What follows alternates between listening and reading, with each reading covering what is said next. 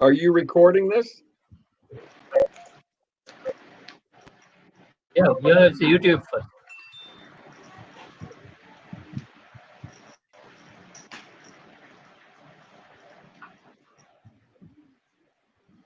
Hello, good afternoon to all of you. Welcome to Series 4 of International Webinar organized by Readers Club International. The topic is International Webinar on Research Tools and Techniques, Role of Library. So before going to start, we are reviewed to let Dr. H. Anil Kumar, librarian IIM Ahmedabad. Dr. H. Anil Kumar was the librarian and had become IIM Ahmedabad has a doctoral degree in Library Information Science from the MS University, Baroda, India, and the Masters and Bachelors in Bangalore University. He secured gold medal both BLIS and MLIS. He has more than 2 decades of professional experience at renowned academic institutions, including the National Law School of India, University, British Library, Entrepreneurship Development Institute of India, and Nirma University. He has had credit more awards and medals.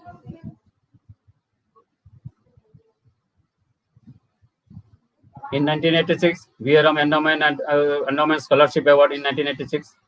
1989, Central College Gold Medal for securing highest marks in BLIS. Central College Gold Medal for securing highest mark in MLIS. Invited by the Department of State USA for the prestigious International Visitor Program 2001. Conferred Best Librarian Award 2007 by Manlibnet, India. Conferred the Asian Professional Award by the Special Library Association Asian Chapter in June 2011, and the SLA Annual Conference at Philadelphia, USA. AIMS International Outstanding Librarian Awards 2012 by AIMS Association of Management Scholar at IIM Bangalore. Best Librarian by Taylor and Francis for professional excellence in library service in 2015. So now 1 minute for condolence, sir.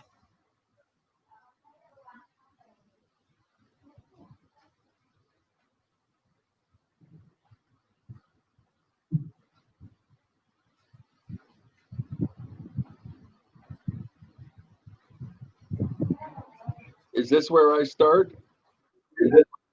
Or Eduardo?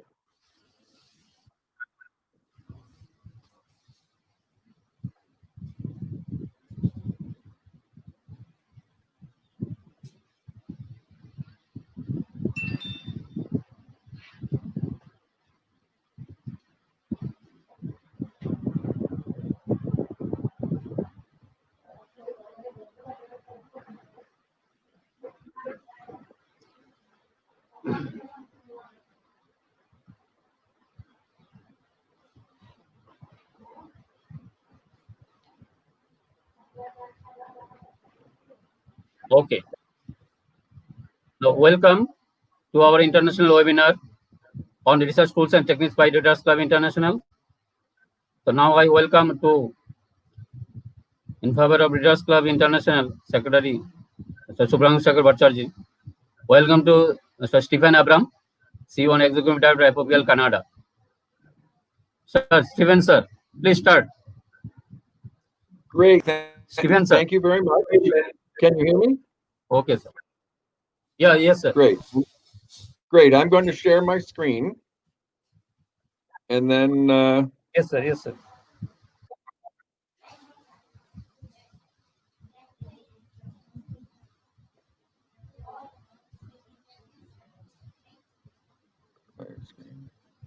Share. Okay, and let me open up the PowerPoint.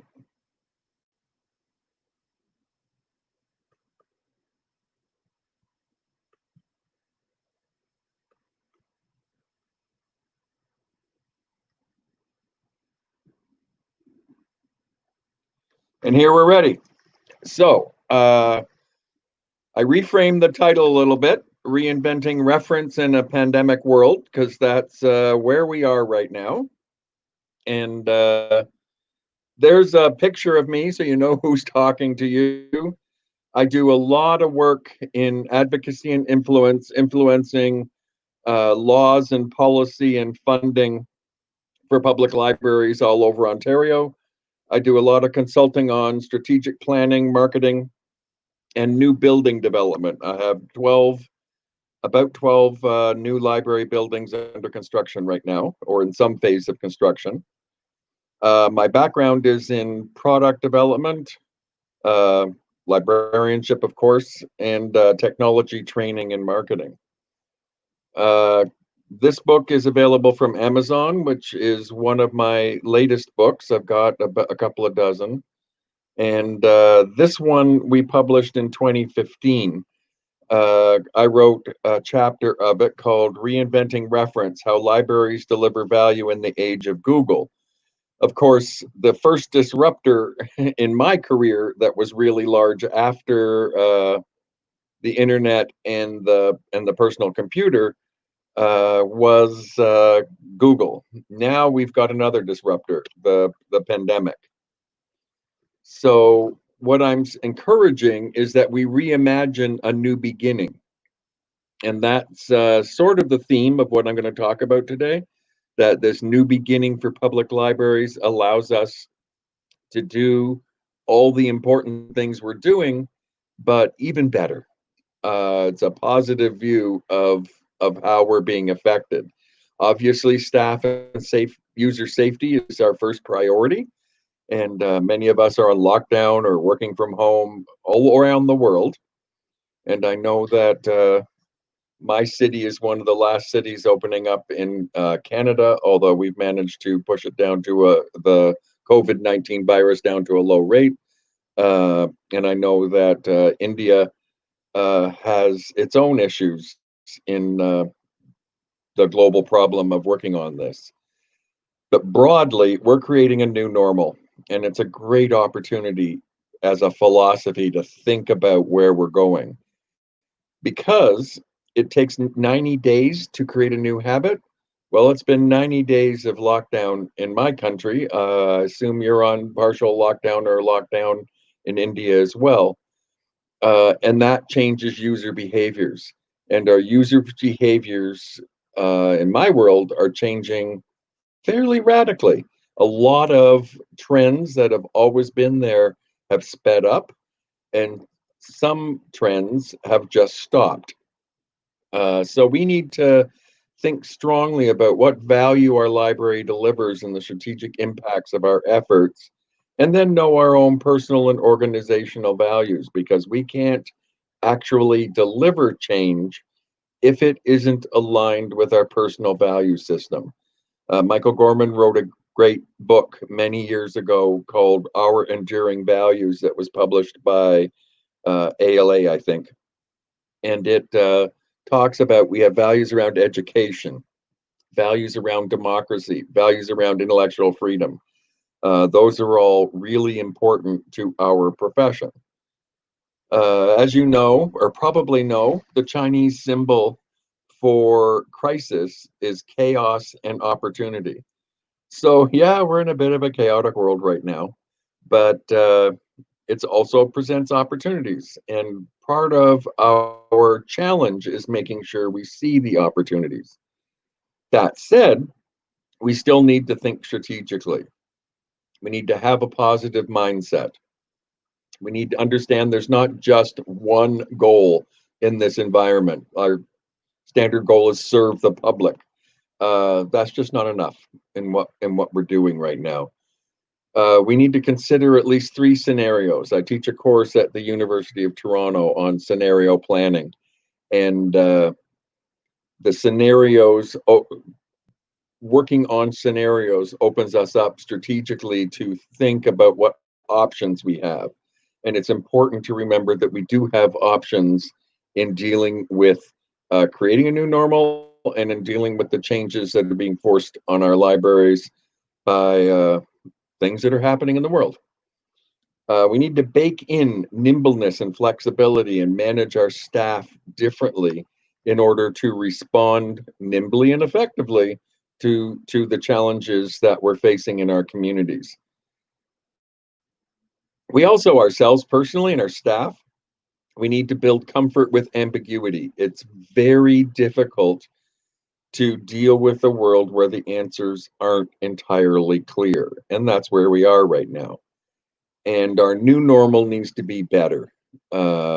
Yes, you could just go say, okay, we're going to just deal with the books and we're going to cut out all the frills, and they're not frills. But we need to sit there and say, what's a new normal that will be better? So the big question when you're thinking about what you want to achieve in reference in how we answer questions is, what is it that is impossible to do today that if we could would fundamentally improve our library's success? And that success is measured by how well we improve the lives of our users. And more importantly, our community, users, students, seniors, businesses, all the various niches we deal with.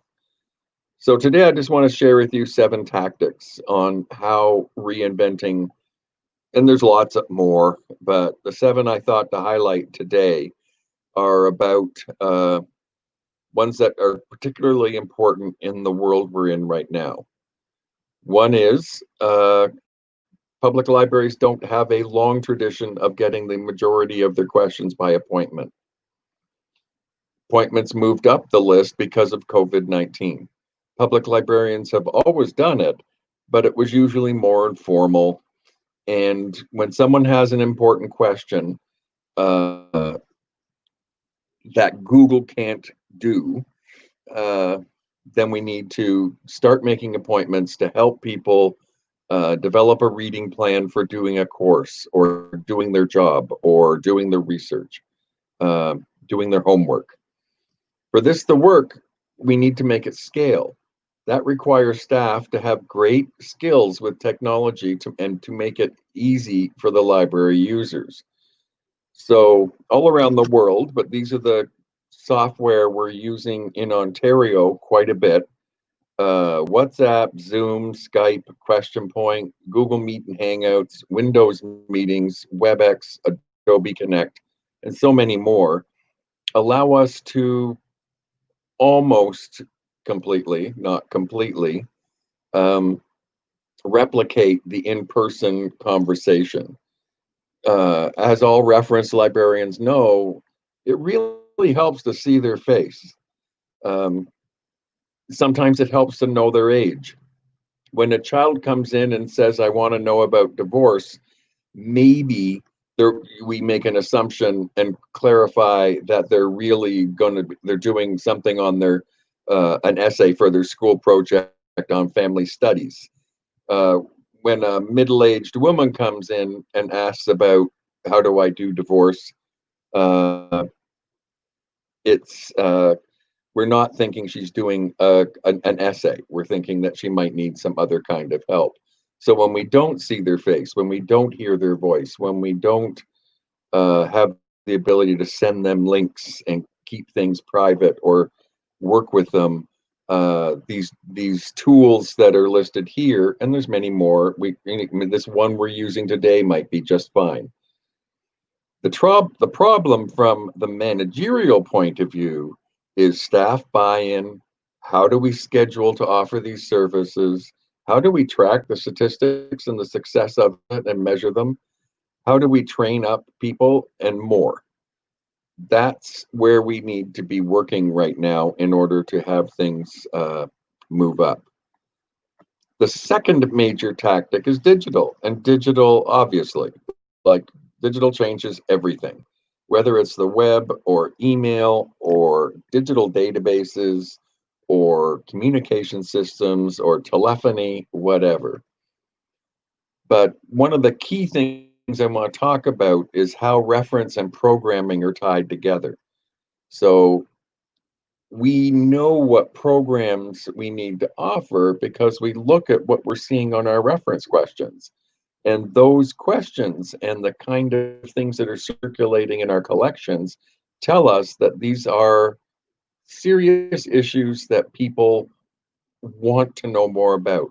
So if we circulate a lot of books on personal finance, or we circulated a lot of books on certain IT skills or web skills, then we know that we probably need to do a program on it. And today's world demands that you have a hybrid strategy of synchronous and asynchronous programs. Programs that you can take anytime, and programs that you need to be there at a specific time. And you can build your own.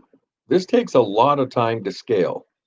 Say you need 6 to 12,000 courses in your bank. That's going to take a long time to put it together.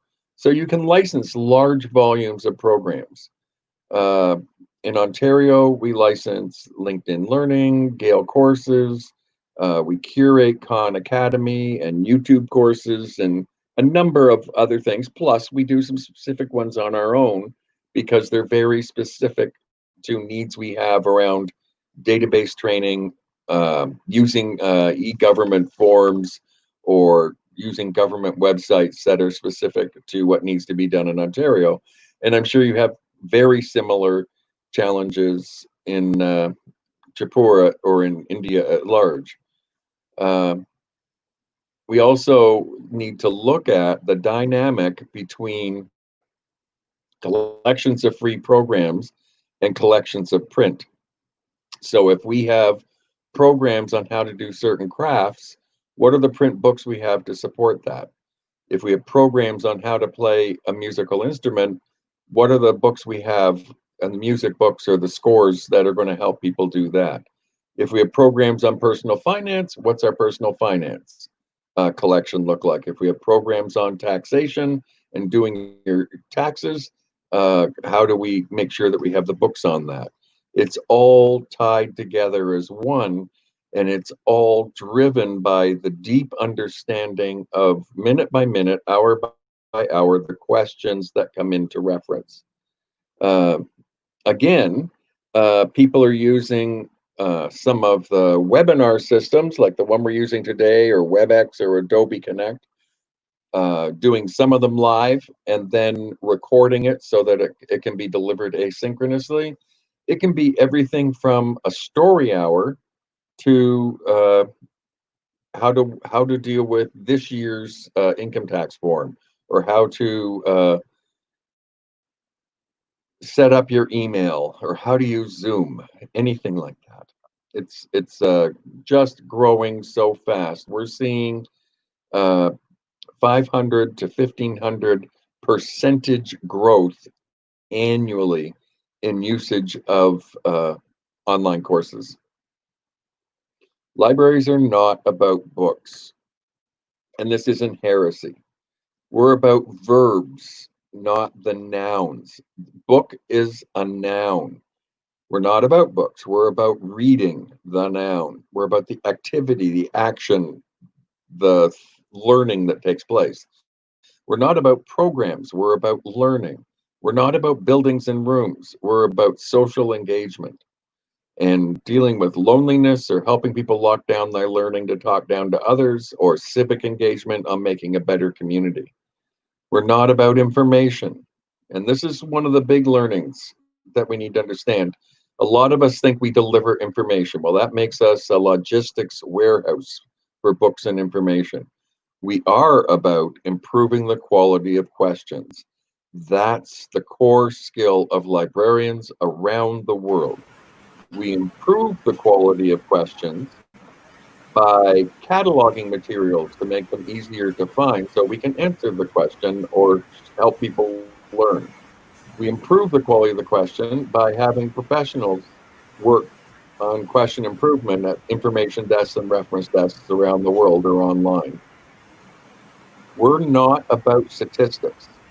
Knowing that we circulated so many books isn't important as we circulated this number of children's books and we improved the literacy rate in our community. Although I do know that Tripura has a very high literacy rate. We're about measuring the impact of the outcomes of our programs we seek. So measuring is very different, and impacts and outcomes are very different than just cold statistics. And libraries make a difference in that every day. So as we, and in the lives of our users every day. So as we work with the people that come to our libraries or call us or whatever, uh, we need to start making sure that, and this is a major trend in reference, digital reference and in-person reference, that we collect impact statistics and outcome statistics, not just measurements, not just statistics on how many called. Uh, and it's important that we know what that is. Recordings. I think probably today's session is recorded. That gradually creates a large archive. So you can build your digital strategy in reference by building an inexpensive studio. Virtually everyone has a good video camera right now on their phone. If you've got a smartphone, you've got a video camera. Your, your smartphone is almost enough. Just add a little editing software, paint a wall green in your library, and you're ready to go. You've got you've got editing software. Every Mac comes with editing software, but there's lots of free to cheap software for editing sound and putting in subtitles, putting on the frills of introduction and whatever. And all of that is great when you need to deliver reference services. And I'll talk about how you start to understand reference services from a different perspective in another tactic. So let's jump on recorded podcasts, webinars, video tutorials, YouTube channels, etc. And then let's make sure we share and market them. And the strategy is, what are your top 20 questions and answers? It seems like a pretty simple question, but when I first started doing this 15 years ago, I couldn't find a single library that knew its top 20 questions and answers, the domains, the buckets of questions and answers. And so with the state of Virginia in the United States, I surveyed every reference librarian in the state and said, here's a list of 100 different topics, and add some more if you've got one that I've forgotten. And what are the top 20 buckets of questions you get? And then we did secondary surveys on other things. So for example, in the top 20 were questions about travel and vacations, travel, business travel. In Virginia's case, they have a lot of military people. So there was a lot of travel questions around where they might be deployed.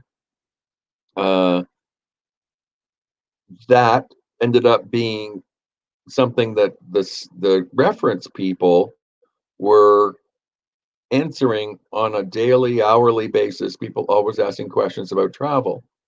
But once they knew it was one of their top 20 questions, they could build a web page for just those travel questions that mattered to their people. So at the time, there were like 12 destinations that were important to their people. Some of them military to their users, some of them military, some of them vacation oriented. So the top destinations were Europe and Canada for vacation. And then they could automate and create a digital presence to refer people to that page so that they could scale up. So since libraries are about answers and improving the quality of questions, how do we improve finding? And how do we make all of our answers and finding tools scale to the level of what's going on? So we know that Google answers as many questions in half an hour that all the librarians in the world have answered in the last millennium, in 1,000 years.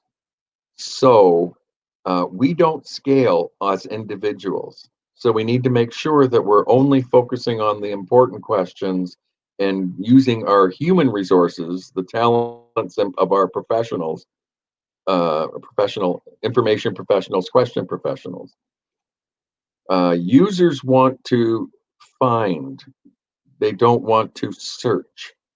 So search is something we're good at, but finding is what we're better at, and that's what we deliver, what we found. And hopefully what we find supports their research and the answers they're seeking. So Tripura has about 3 points, just some context on where I'm coming from. Tripura has about 3.7 million potential users with pretty high levels of literacy, amongst the highest in India.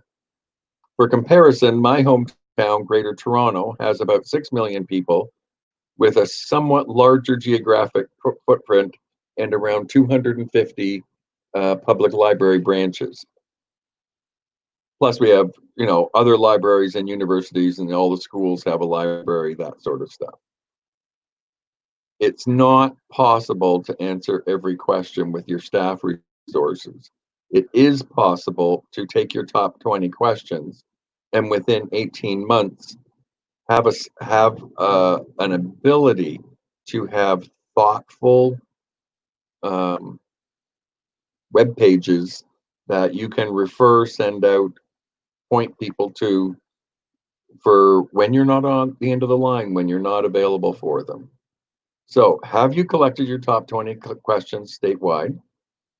And then add to that, what are the most strategic questions to improve your community's economic, educational, and social success?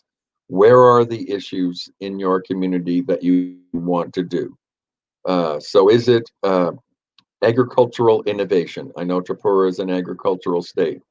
Is it managing forests? I know Tripura has is more treed than any other part of India.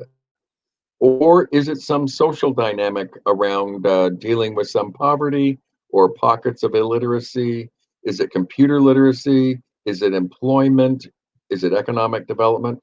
What are the strategic questions that your library reference system is going to target in order to be part of the solution to make your communities better? That's what we do in Ontario, is we have our top 20 questions, but we also have the strategic stuff that matters to improving the competitiveness of Ontario residents in the economy and improving their social vitality for good health and social consequences.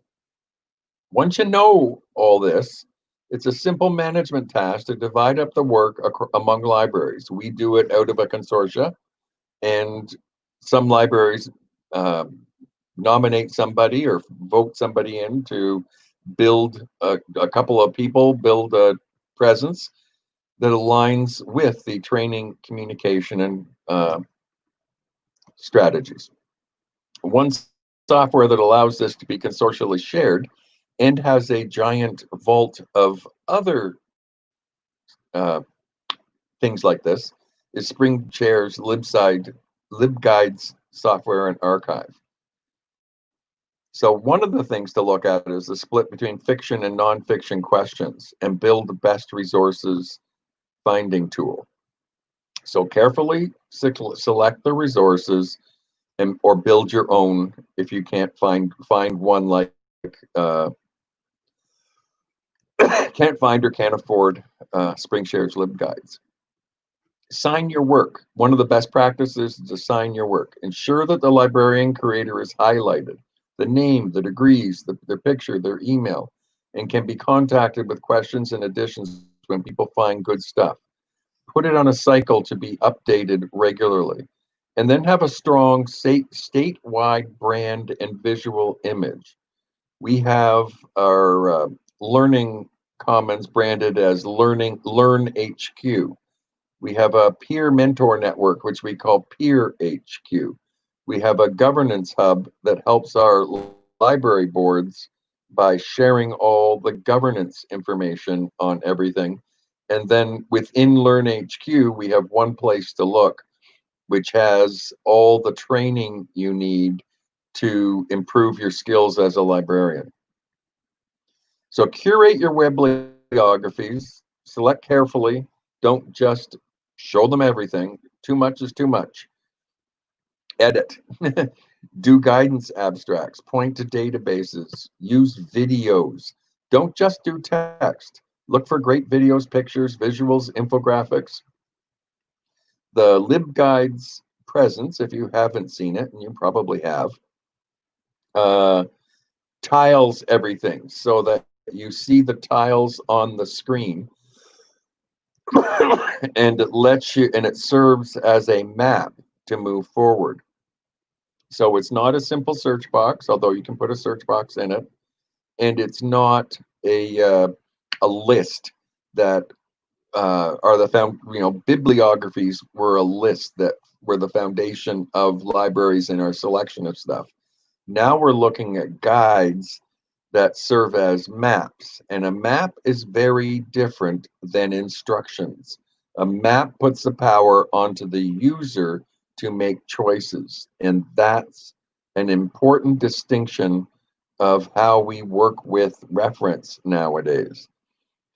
Part of it is LibGuides has it built in, but use the best standards of fluid and responsive web design, so it works on any device, whether it's a PC, a laptop, a phone, a tablet, anything that some now known or is to be invented, so that everything works fine. And then some of the accessibility standards can be built into it too for people who have visual or print challenges. Use a statewide standard and avoid too much difference to ensure that user expectations of quality and comfort are met, but also to build a digital library. So in Ontario, we're working on an Ontario Digital Public Library, where it starts with databases that are licensed at the provincial level, which would be like at your state level, and then we add into it all the commonalities that we share across the province. Alberta, another province in Canada, has had the Alberta Library, which has done this for years. The next thing is to make sure that you have a mission orientation. What do you say you want to build in your vision, and whom will it make more successful? So you have a vision of what you want your library to be, probably written in a strategic plan. And how will it make the world, the state, your users more successful?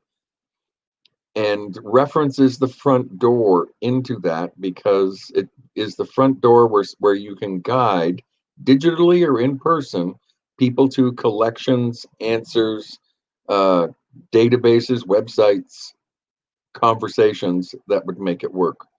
It's a core service for us to support reading, but that means, how do you scale up your recommendations? In Ontario, we use a service called BiblioCommons, which allows our users to write reviews of books and share them across the entire province, indeed the entire continent.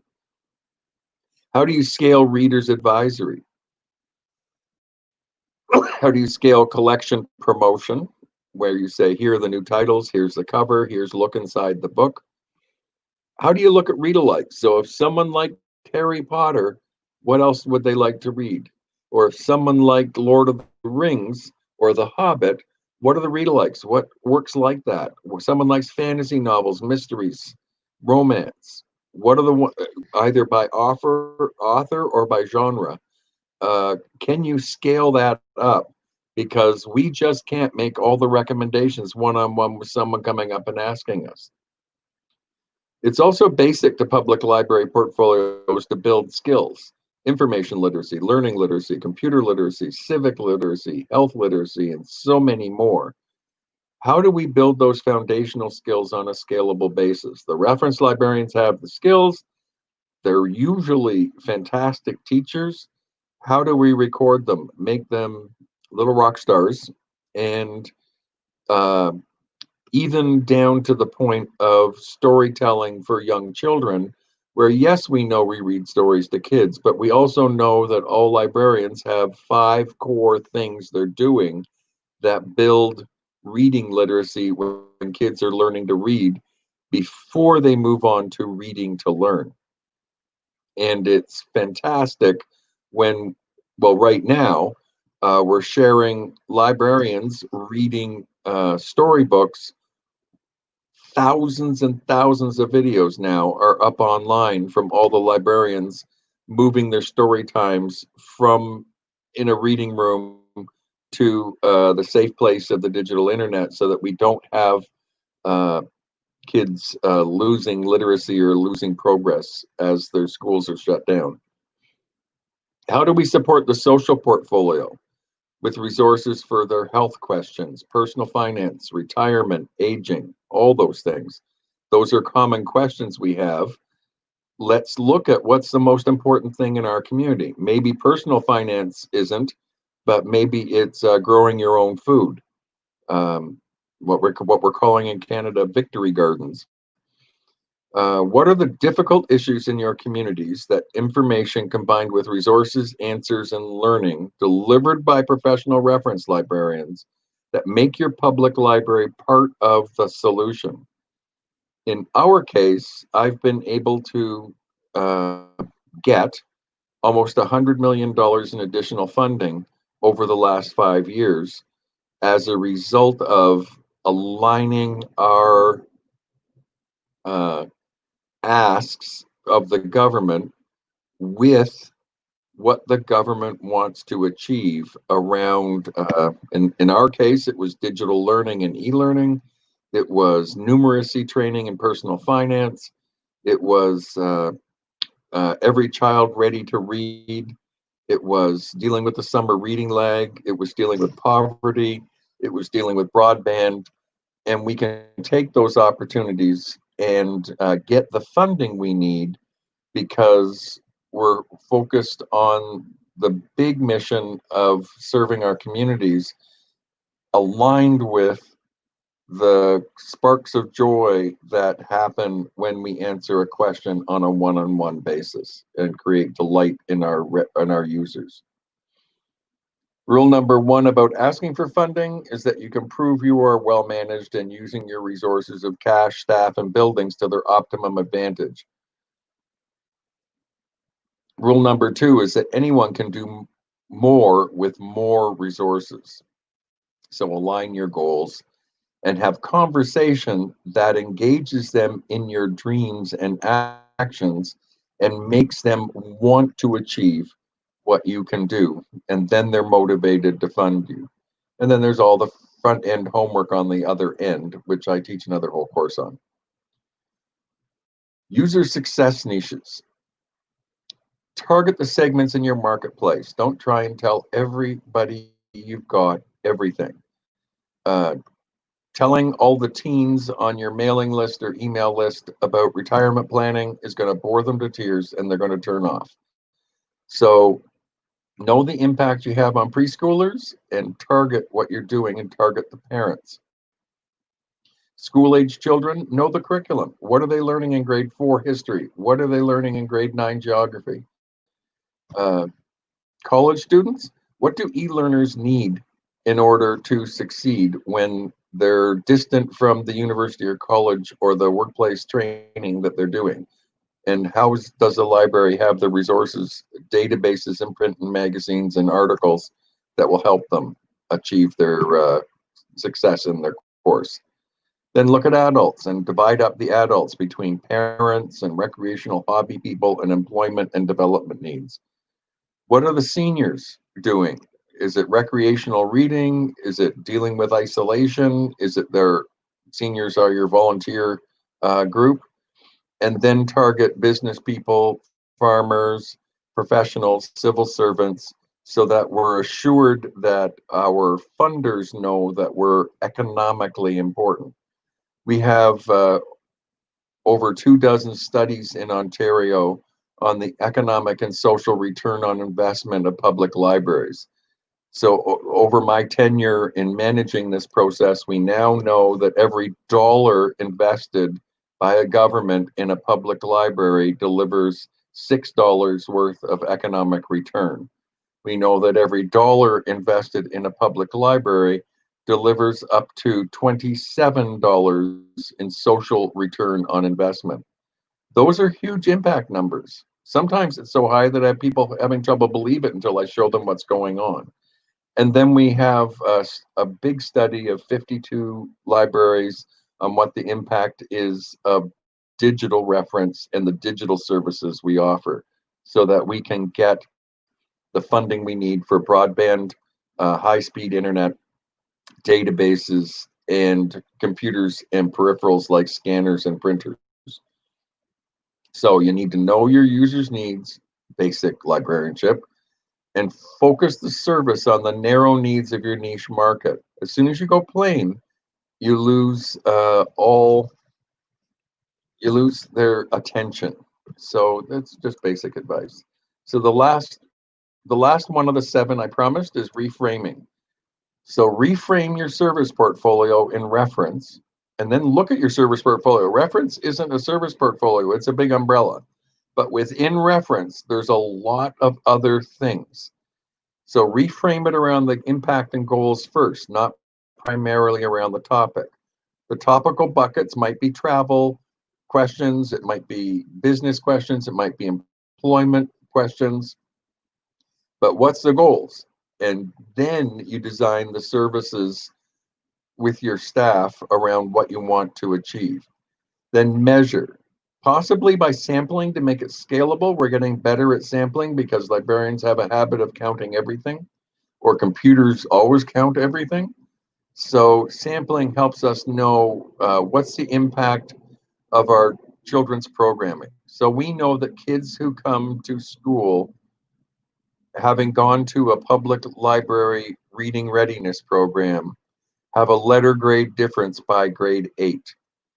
We know that kids who have a partnership between their school library and their public library who have a library card have a 15-point average difference on standardized testing scores.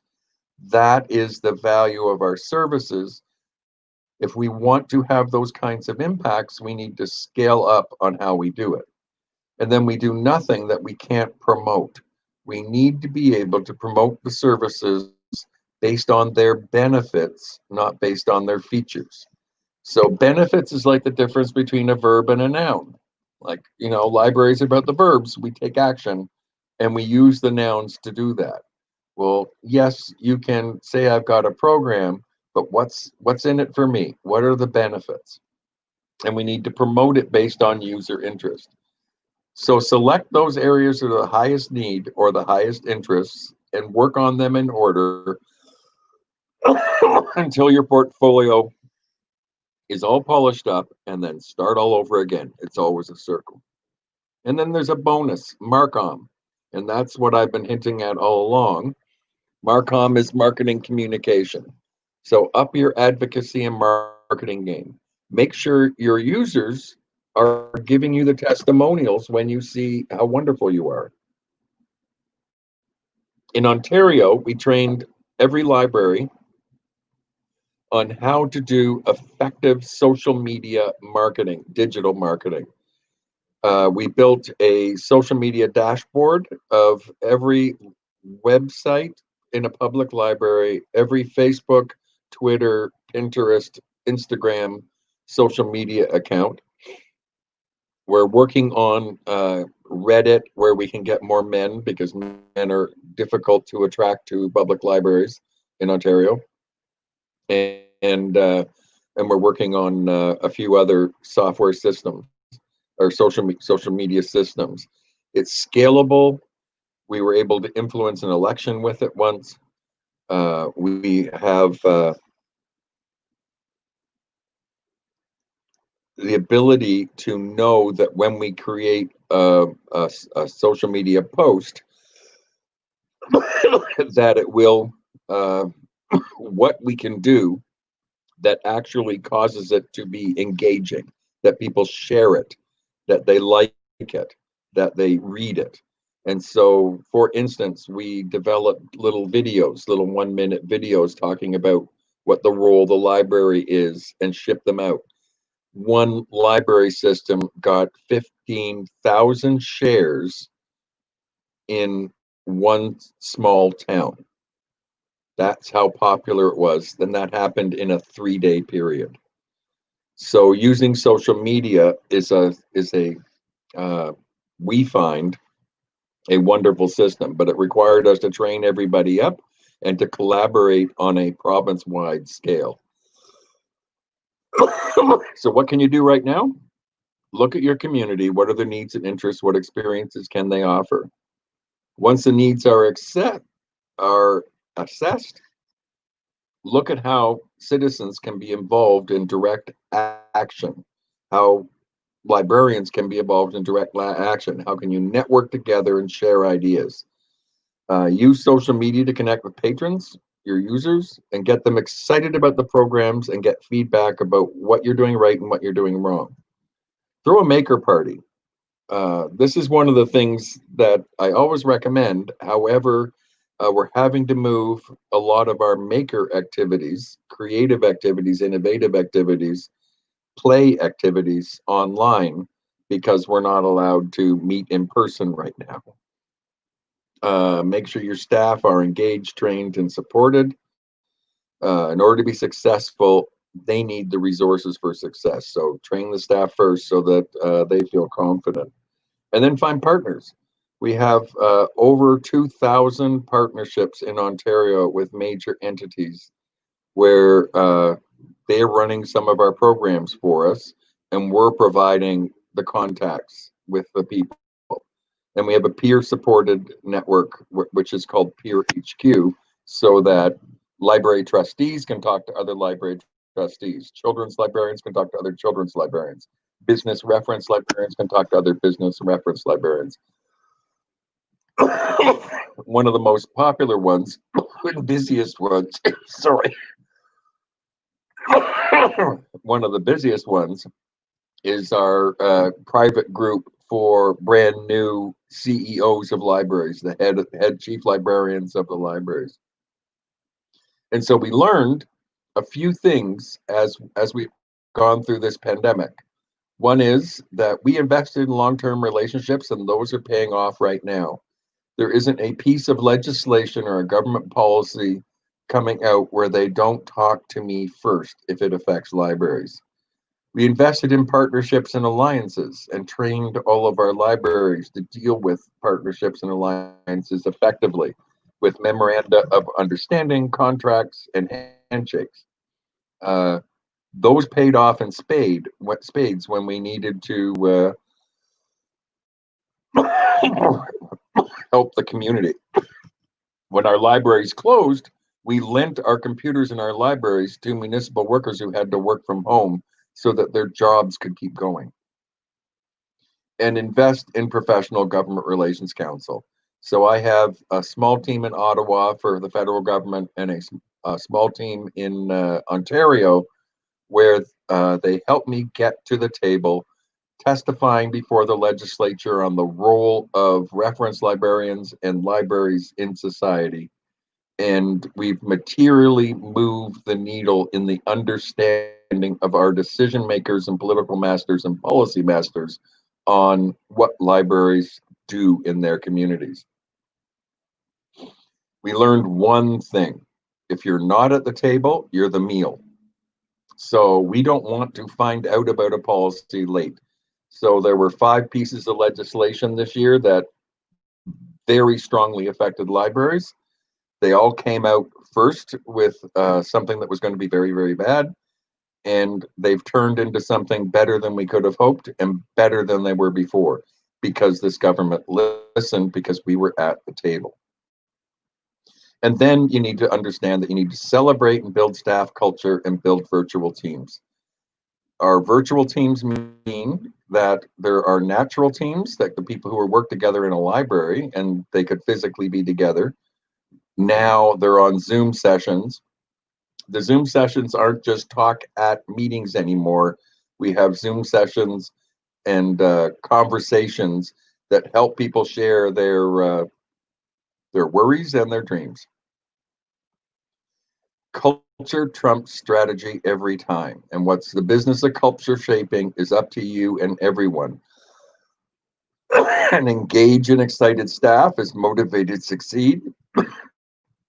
and consider things like this session today that break down walls between your library and its community, and your library staff, that they may have more in common in their role as an IT manager or as a reference librarian or as a programmer with people in other libraries than they do with the staff, or they may learn more from people in other libraries than they do when they're teaching the staff in their own place. So celebrate your coworkers' wins and achievements visibly. With all the tools at your disposal, you can do it. So I will just put up the question slide. I'll just mention that I'm going to put these slides up on my blog. The blog is here, Stephen's Lighthouse, and that'll be put up this afternoon, or well, after you go home, because I know it's the end of the day there. And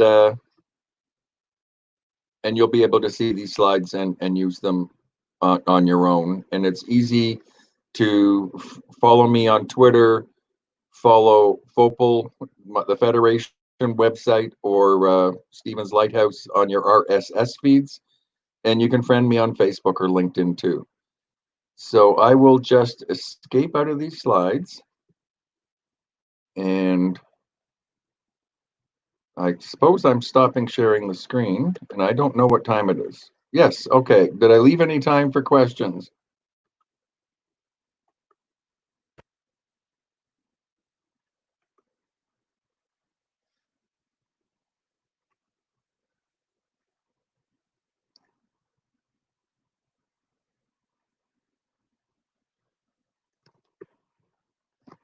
Do we have questions?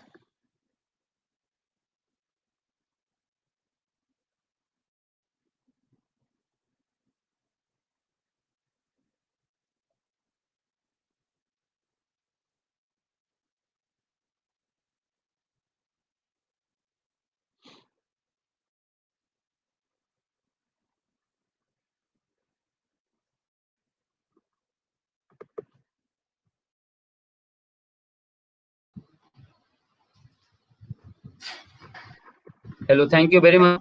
Thank you very much, Stephen, sir. Thank you. At present, we have no questions, sir.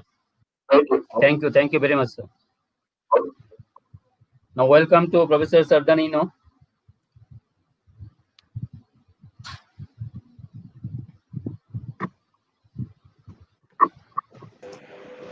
Professor Sardanino, Director of Information Services, University of Buenos Aires. He lives in Buenos Aires, Argentina. Now, we are present at Acquisition Librarian.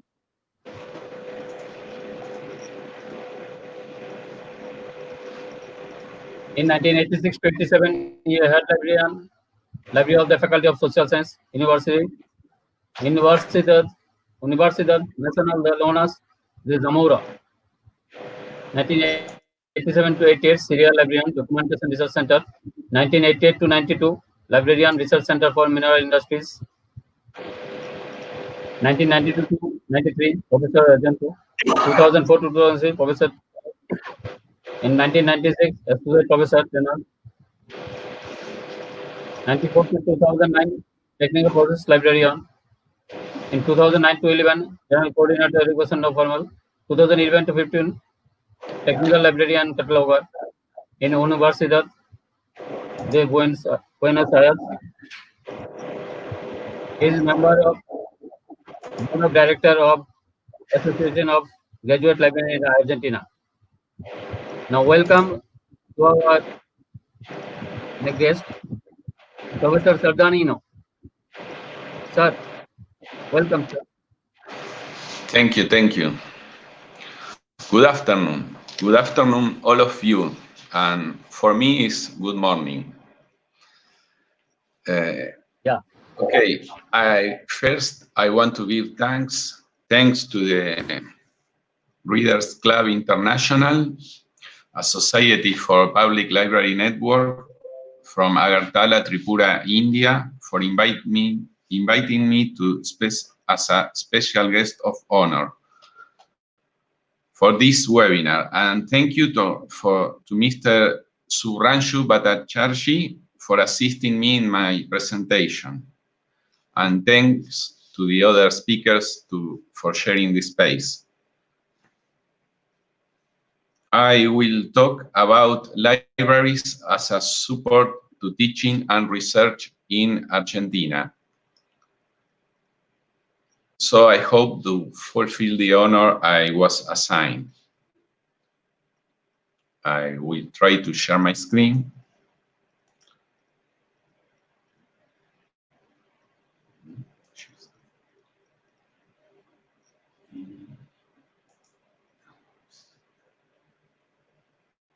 Let me see.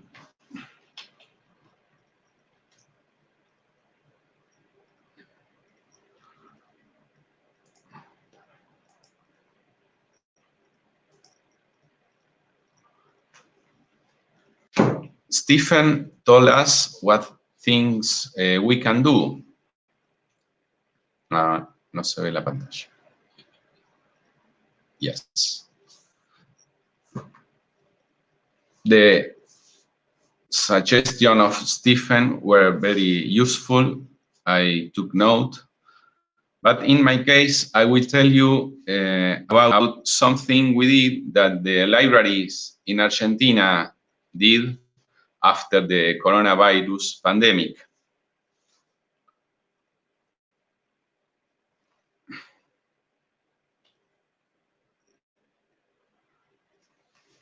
Okay, who am I? Who is Eduardo Pablo? Well, when I was a child, of course, I read before primary school. As an adolescent, I will start collecting books. As an adult, I will deliver a librarian. But where do Eduardo lives? Argentina, what is that? Where is it? Well, if you search in Google, you see that Argentina is a country located in the southern half of South America.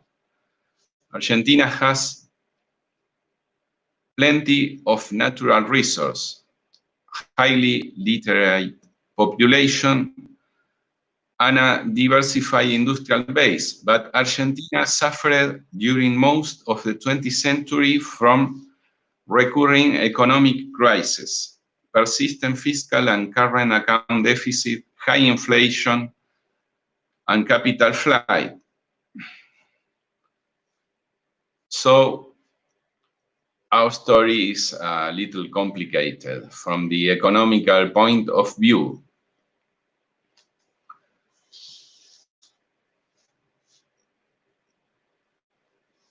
Let's see a comparison between India and Argentina. We have a lot of things in common. For example, the size of our country total area.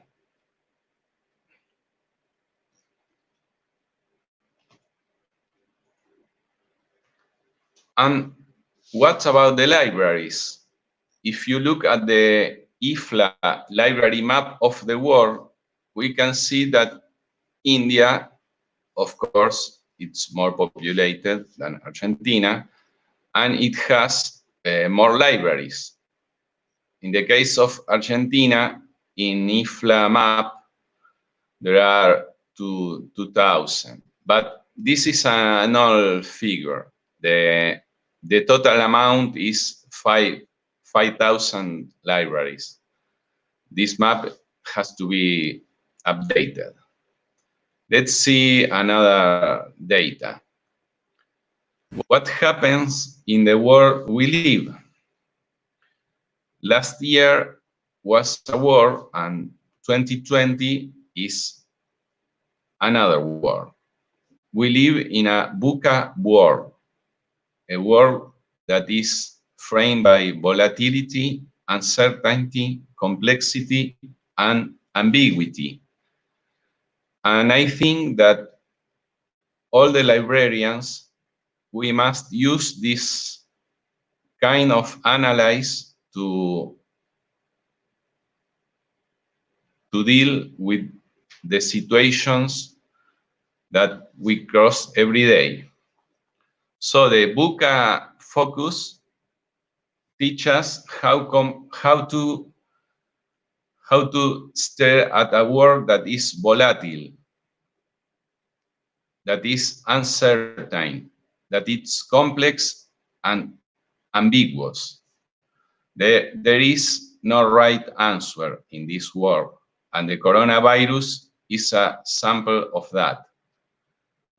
I want to share with you some of the movements or some of the representative cases of the Argentine libraries after the pandemic. I will start with a sample of images.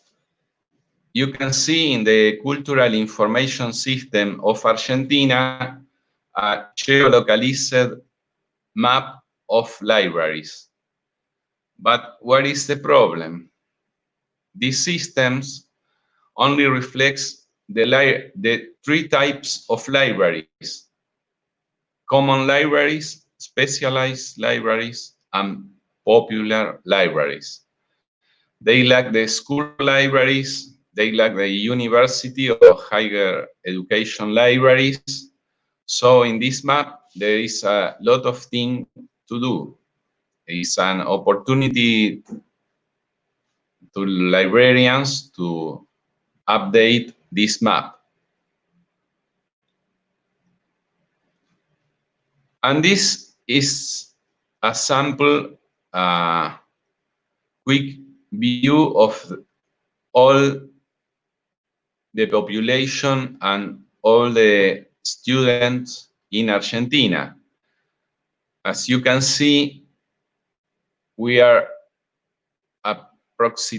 approximately 45 million of inhabitants. And we have 120 universities, public and private. This is the population related with libraries. So we have today an amount of 3.3 million of higher education students. And let me share with you some of the more important movements of the libraries to confront the pandemic of coronavirus. I will start with the national system of digital repositories that is depending of the Ministry of Science of Argentina. This system compiles all the digital repositories of the country, and up to date it has 300,000 of digital objects, proceeding of 44 repositories, and also have a special selection on coronavirus. This national system is open access and also is free for any kind of people. Another case is the Electronic Library of Scientific Knowledge, also depending of the Argentine Ministry of Science.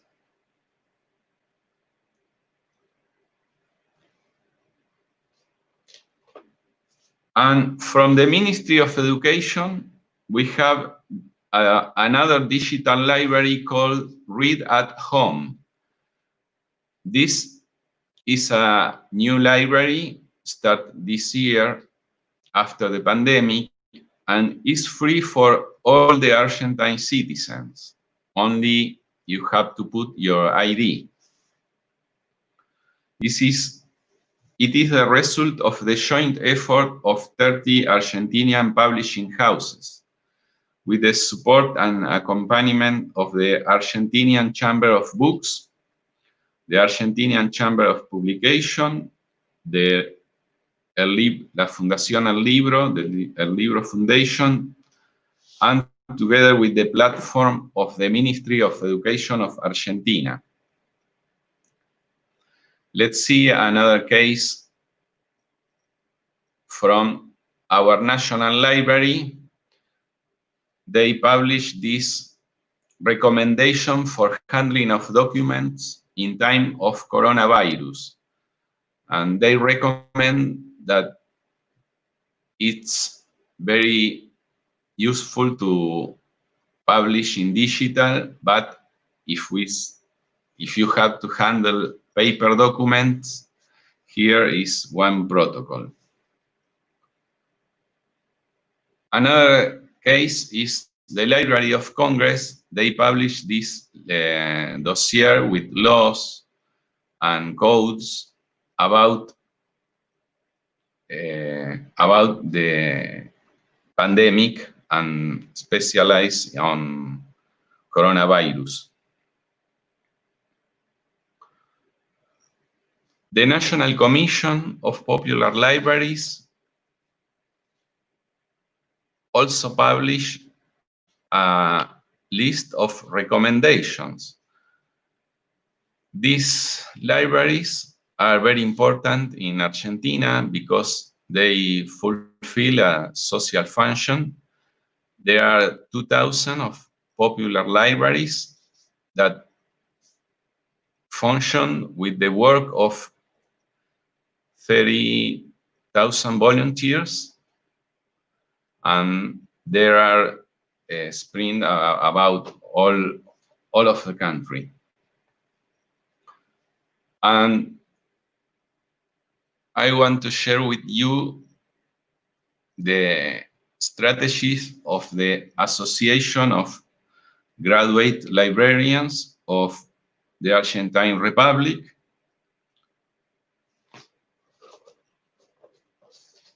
That it's known as ABGRA. ABGRA, or Association of Graduate Librarians of Argentine. The association was born with the aim of promoting the national library movement, achieving greater integration and recognition of the work of librarians, and also to promote the fundamental role played by libraries and as institutions that hold knowledge for humanity. Among its functions, the will representation and the defense of the professional interests of the graduate librarians of Argentina stand out. Whose president, Professor Silvia La Coraza, sent her warmest greeting and wishes of success in this series of webinars. And she said her greetings to these webinars, which undoubtedly contribute to strengthen the profession of librarians. ABGRA transmit this webinar of gender perspective for libraries. Why should we get involved? Was broadcasted on ABGRA YouTube channel. They discuss the following topics: gender equality, sexual and gender diversity, and comprehensive sexual education. The speakers discuss the ways in which libraries can work towards gender equity. And this was past Saturday. Another important strategy is the stressing, enhancing training and distance learning. ABGRA has impulsed a lot of webinars and training online. Also, ABGRA produced a report about Argentine libraries confronted with social, preventive, and compulsory isolation by coronavirus. In this report, they make a survey on Argentine libraries, and they conclude that the most used service are the library reference and the digital libraries. And they conclude that social networks are one of the resources most used by libraries. There is little diversity of other types of service and resource than those mentioned by the participant libraries. The appearance of WhatsApp as the most used application in the face of this pandemic situation. A high percentage of libraries are planning to implement a digital plan after the isolation. A significant number of the librarians who responded this survey do not know information on the permanence of coronavirus on paper. So there was an increase in digital content and virtual service offered by libraries of all types. So this report concludes that the Argentinian libraries surveyed in this situation of confinement offer mainly reference service of virtual character, digital libraries, and there was a growing on the activities of social networks. The three most used services show the need of make a link with the users. The library has to promote the digital collections, and the library has to improve the communication with the users. It was found that social networks have a great presence in Argentine libraries. Beyond this pandemic situation, there is also much use to WhatsApp for library service. This would show an adaptation of the libraries to digital communication environments. The report concludes that post-pandemic spaces is need to should be generated to discuss the need for national platforms. In Argentina, the digital library is associated exclusively with electronic books, with ebooks, or with digital documents, leaving aside other types of libraries. For example, libraries with multimedia material.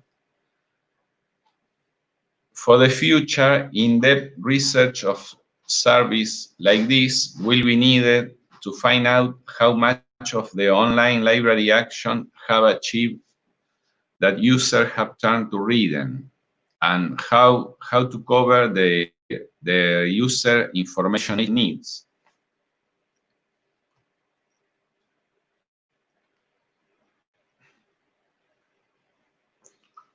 We'll see the enhancing training and distant learning of the ABRA. And another interesting movement was that of Wikimedia Argentina. They start a campaign, one librarian, one reference.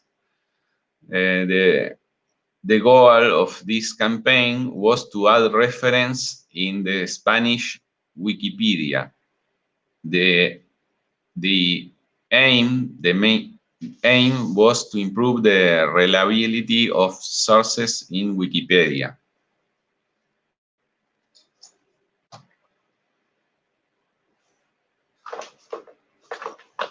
Another example of library strategies was the network of library of the National University of Córdoba.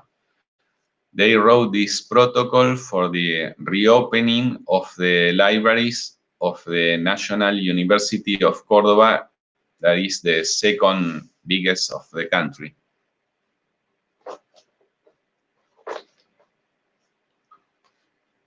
And we have another example of library strategies in the case of UBA.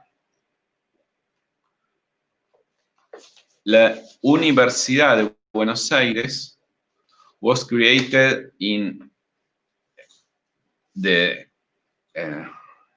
19th century and is one of the most important public institutions of higher education in Latin America. Currently is a national and international landmark for higher education, vocational training, research, and university extension. It is the largest university in Argentina and one of the 3 mega universities of Latin America.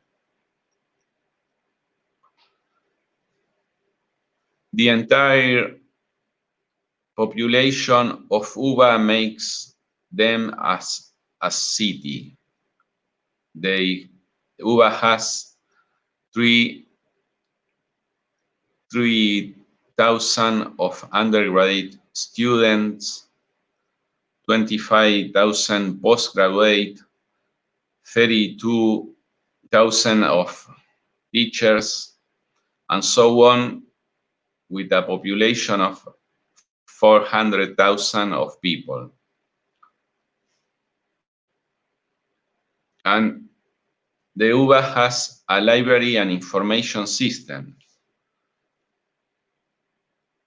These systems has a central core of 18 main libraries of college, but also has 2 libraries of high schools, one main library from an hospital, and more than 60 libraries of institutes and research departments. Also has a staff of 400 people, and in total they have a collection of 600,000 of books, journals, and 20,000 theses. But what we do for the pandemic? We increase our ongoing training program, starting with the reinforcement of distant training. That provokes that we have more participation of the users, and we achieve to increase the outreach of the system, because the online training was a success. For example, today we have this webinar starting in about 1 hour, and it's a training about ebooks of our collection. Another sample of library strategies to support the research and teaching is the programs of information literacy. Here is an example from the Agronomy College, from the Central Library. They have a program, and they intensified this program because of the pandemic and because of the coronavirus. So this program is given, today is given online on distance. What we can do in front of the pandemic, trying to think in the categories of the VUCA world. What is the relation between the user and the librarian? I have three points of view that I want to share with you. And there are 3 main aspects: the positive, the challenge, and the future outlook. I will start with the positive. We are seeing an increased virtualization in relationship, of family, of education, and of the work, for example, with home office. We are seeing improvement in public service because finally they arrive to the conclusion that this need to be more rational and more humane. They discover that the humans are humans and deserve to be treated as that. I guess that is positive. But what about the challenge for the libraries?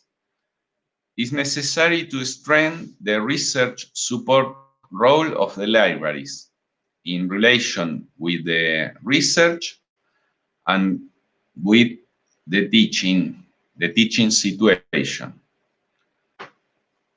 Another challenge is the right to disconnection. We need to survive what I call the Zoom itis 24/7. We need the right to disconnect from WhatsApp, from Zoom, and whatever system exists. And finally, what is the outlook? What is the future outlook? I think that the library will be digital, or it won't be. The physical books, the paper books, they make look the library as a museum, as an archive. So we need to grow the digitization and the dissemination of digital objects, of the digitalization of our local collections. And also the library has to improve the distant learning. So more information literacy is needed.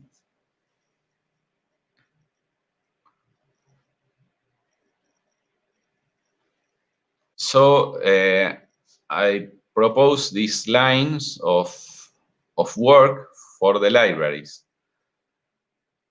mixed with the VUCA analysis. So we have the positive, the challenge, and the future outlook. This is my vision of the libraries as helpers of the teaching and research.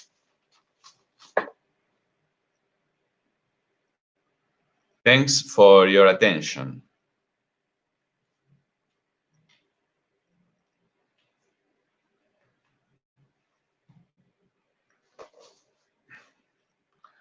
I don't know if there are any questions. Mr. Subranchu. Yeah, thank you, sir. Muchas gracias, sir. Gracias a usted. Hello. Thank you very much. Gracias, sir. Really very enriching presentation. So thank you very much, sir. We have no question now. So thanks.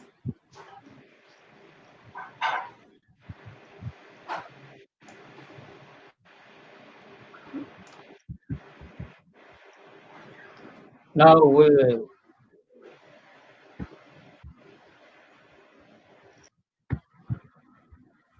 I welcome to Professor Subarna Kumar, Dr. Subarna Kumar Das, Head Department of Library and Information Science, Jadavpur University.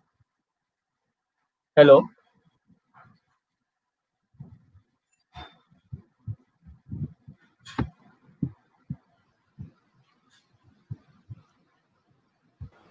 Hello.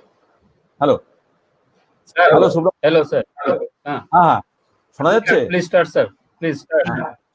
Okay. Audible. Good afternoon, everybody. At first I convey my sincere thanks and gratitude to the Readers International Club, a public library network, for organizing this international seminar. And I will share my knowledge while we are thinking about the research and development activity, especially in the field of library and information science. In this context, I will share my some knowledge from Indian perspectives and as well as for the LIS educations and research with special reference to India.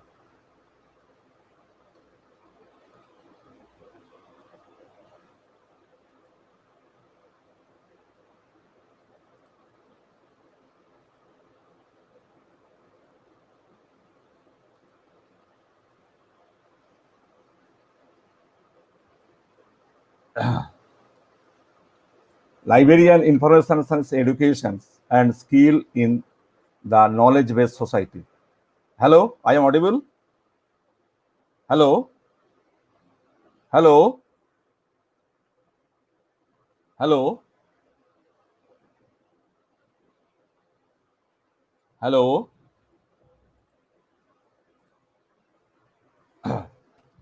Librarian information science Hello, education. sir. Please start. Librarian information science education and skills in the knowledge-based society. Actually, this is my topic, and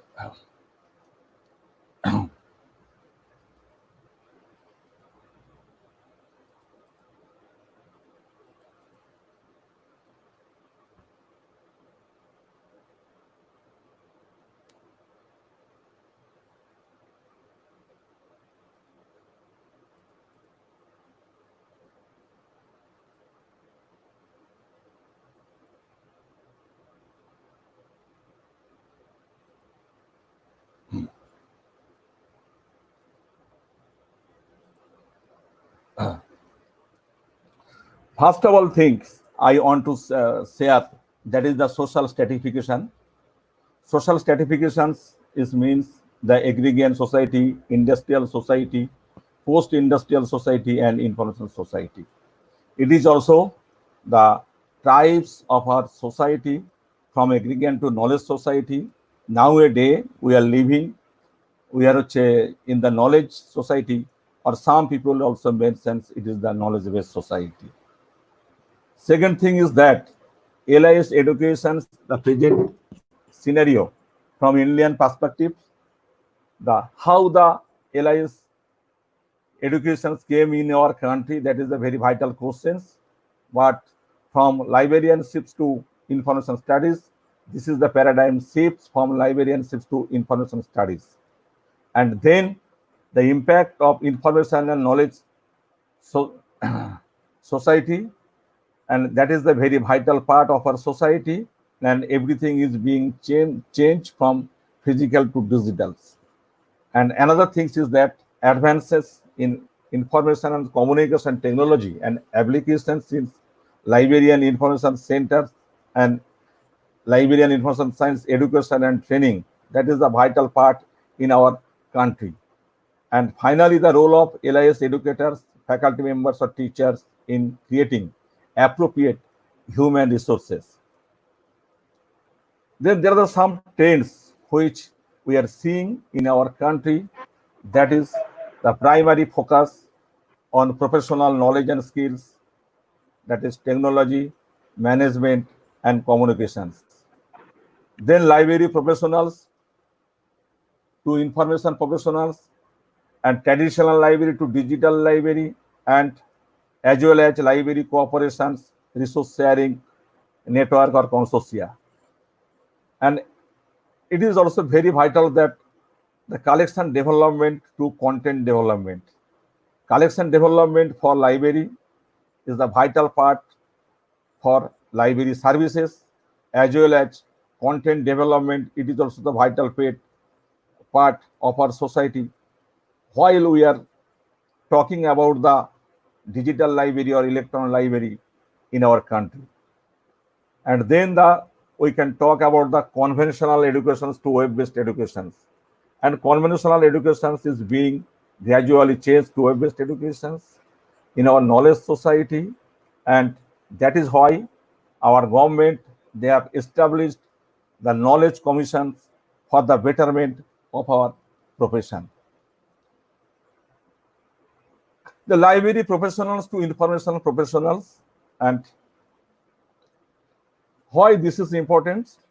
Because impact of information and communication technology, and that already dominated our subject, and we are very much hiring or sharing our various aspects of our syllabus from ICT. And I think the networking, automation, design and development of information systems, internet, digitizations, content management, these are the vital part of the ICT, and which we are hiring in our syllabi. And competency of information professionals, that is also another part in our society when we are preparing the future librarians, and then the questions of competency is a vital part. Who will take the LIS educations or training from a reputed LIS schools? He must be competent in his workplace or workstation. Then the traditional library is being changed to digital library. How? The traditional library is being the automated library. From automated library, it is shifted to electronics library, and nowadays it is the very, very vital, that is the digital library. When the government of India is also established the National Digital Library movement or projects for the research and development activity all over India. And another thing is that growth, development and popularity of internet library, that is very important for the research scholar of our society. In the field of science and technology, they are very much dependent on internet library. Why? Nowadays, the research result that is being published at fast or very quickly through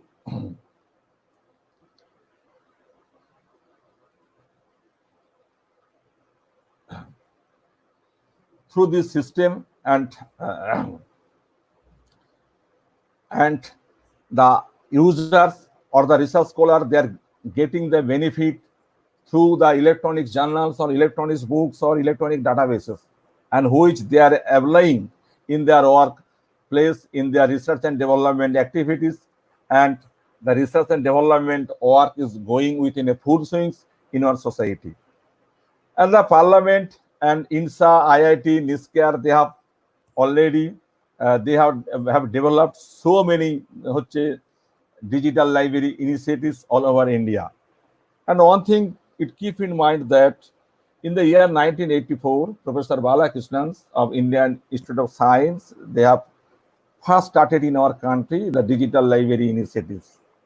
And in our country, and I think most of the LIS professionals, they are very much aware about it. There are no full-fledged digital library has been established in our country.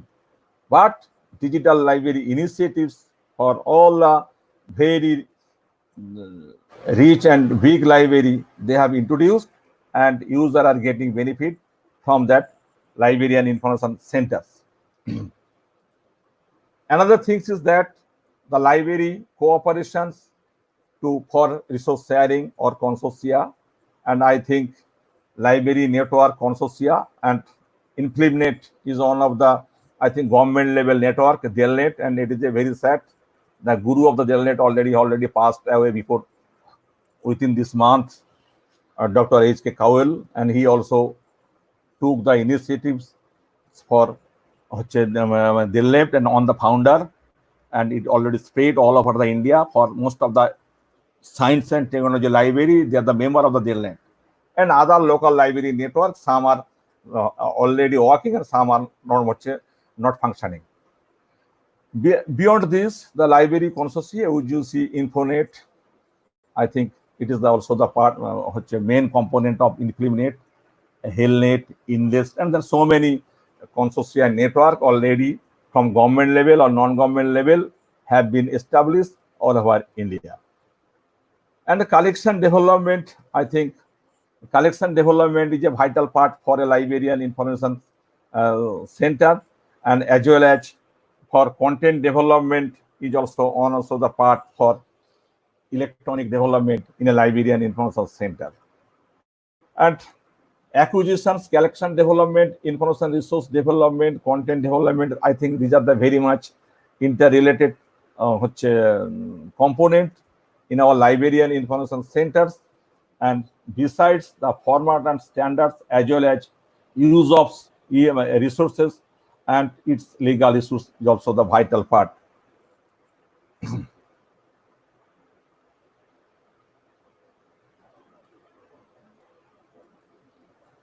There are the conventional educations and also the web-based educations. That is the nowadays the conventional educations in this pandemic situations, we are very much already devoted or associated with the web-based or online learning or e-learning. And nowadays, during the pandemic situations, e-learning is became the very vital part, not only for using the library resources as well as for the learning for school level, college level, or university level. I think 21st century is also the e-learning environment in our society, and through e-learning, it is the so many benefits for teaching and learning environment, and increasing student convenience and reducing educational delivery cost. And I think some students, those who have the facility for access internet or internet-based network systems, internet-based, they are the another tools, that is the webcam or etc. They are getting benefits from the system. Information society, I think information and knowledge. Then what is information which is meaningful to the recipient, that is information, and the knowledge when the information is being more advancement, then it getting the knowledge management. I think it is also the very important part from 2010. It became the very important part from the government sector as well as private sector. Knowledge cannot be managed, but hot situation we are working, that can be managed. And United Nations, they have already initiated a world summit on information society with emphasis on connect to the world by 2015. And another thing, International Telecommunication Union, they have recognized India's mission 2007, every village a knowledge center, as a flagship of the connect the world. Then establishment of knowledge commissions. I think for the why we will establish the knowledge commissions, because emphasis on brain power more powerful than military and economic power of a nation. India recognizes building knowledge economy as a knowledge society, the only way to challenges of globalization in 21st century, and the role of public library as a knowledge centers. Then information and knowledge society from LIS perspective, I think information society that must have the some attributes and characteristics and components. It may be the national and global information economics of information. I think national information policy, information literacy, and RTI. All of you are very much aware about the RTI from 2005. This is also part while we are talking about the information and knowledge society from LIS perspective. I think knowledge society, there are so many things must be considered in the knowledge society. That is the knowledge economy and knowledge industry, knowledge, national knowledge commissions, knowledge management, and towards the knowledge society and the role of knowledge professionals or LIS professionals. And I think nowadays the LIS professionals being treated as a knowledge manager, I think information manager, they all share the knowledge among the client of his librarian information center, and they are getting more status and playing a vital role in our society. Then trends and developments and the role of information in planning, design, making, innovations and national development, I think. And Information should have impact on knowledge society and its education, training, and research. And I think there are the conflict between the conventional versus web-based learning. Some people believe the conventional learning is better than web-based learning, and some people they believe web-based learning. I think two types of people came in the library, and the librarian should arrange for the conventional people's um, sectors and web-based learning people sectors for their services, as well as recent trends and development and allies education and research that is also leading towards the computer oriented. I think everything should be the computer and network. I think it is a vulnerable from my perspectives. Computer is a very essential for LIS education. I know that, but more emphasis on computer internet in the field of LIS. That is, I think, that is a threat. That is a threat to us because once upon a time the computer science will dominate our subject and they will capture our course content and curricula, and we will lost our identity, we will lost our profession. I think it is also threat and vulnerable in the field of LIS. Computer is which part is very essential that we must apply, but more dependency or more emphasis on computer in LIS syllabi, that is not acceptable. I think that is also for the threat for the student of LIS education. And another thing is that impact of ICT on societal and national development. I think ICT have the very multidimensional role for our societal and national development. Without ICT, we cannot think our societal and national development. I think not only the human brain, but also the ICT should have some mechanism by which we can apply in our society for our research and development activity. Then librarian information management technology. I think the resource management and development, human, financial, and e-resource, human resource management, financial management, resource mobilizations and outsourcing, information marketing, and disaster management. I think it is a very vital at present situations. And another thing is digital information resource management. Library, there are so many library networks, types, and consortia. You are aware about it. And the developing skill and competency. I think skills is and competency is very vital for workplace because the skilled people they can originate it, stored, organized, retrieve, disseminated, and use of the information in a organized way. And must they are the comprehend the legal and policy issues that are associated with, and visualize future directions and prepare a roadmap to provide the most effective and efficient librarian information service. Then skill and competence is the core area. One is information seeking. Nowadays we are talking about the information seeking or information seeking behavior.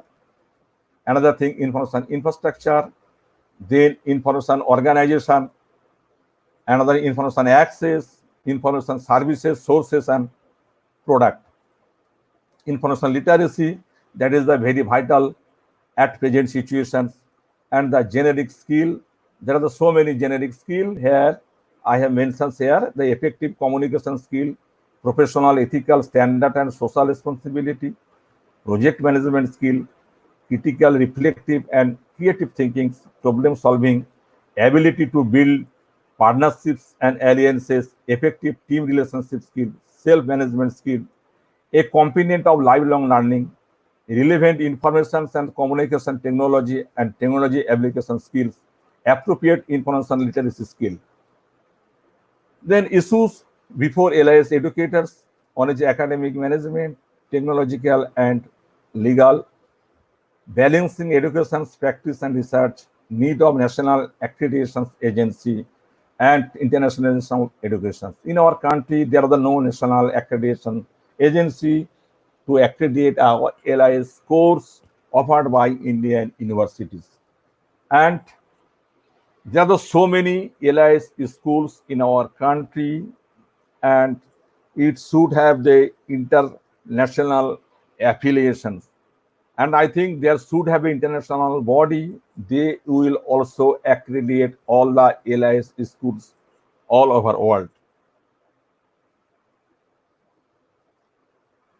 Then the academic management, there are the technological and legal issues, and that must be considered, because only two things I have to mention here. One is copyrights, intellectual property right, and cyber laws. And I think a three part is the very important and the at present situations.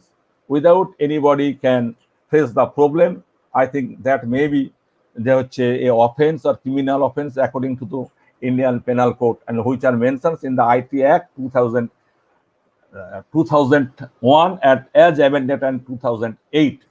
And so it must be keep in mind for the legal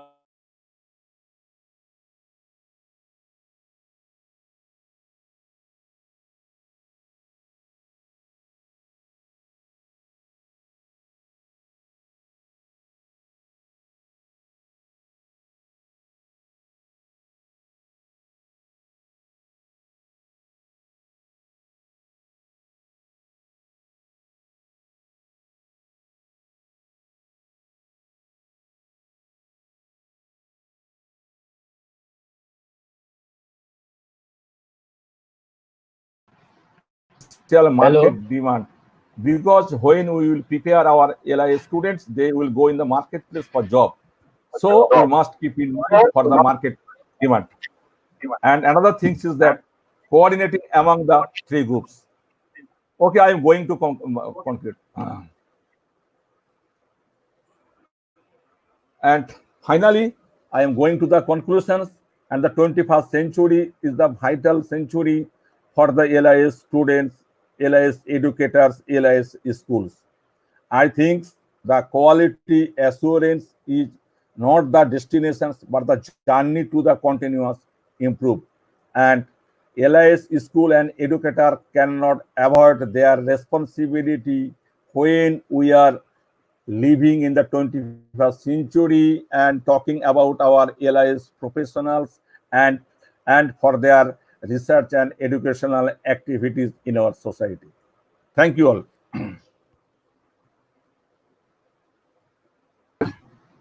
Thank you, sir. Thank you very much for your innovative and informative presentations. Thank you. Thank you very much. Any question from anybody else? Any questions? No, sir. We have no questions, sir. At present, we have no questions, sir. Okay. Thank you. Thank you. Thank you very much, sir.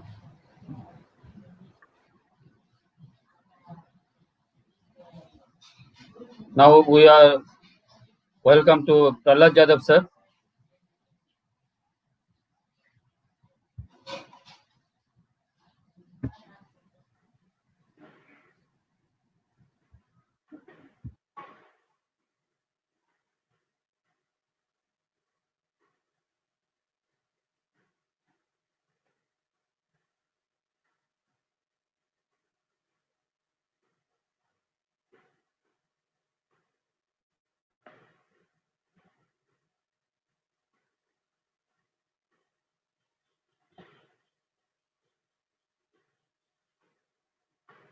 Hello.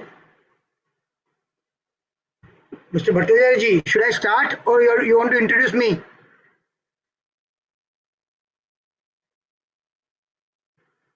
Hello.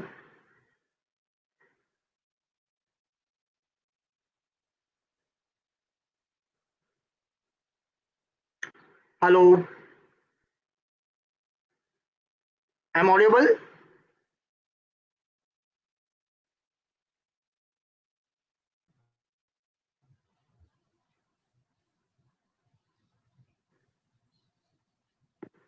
Please start, sir.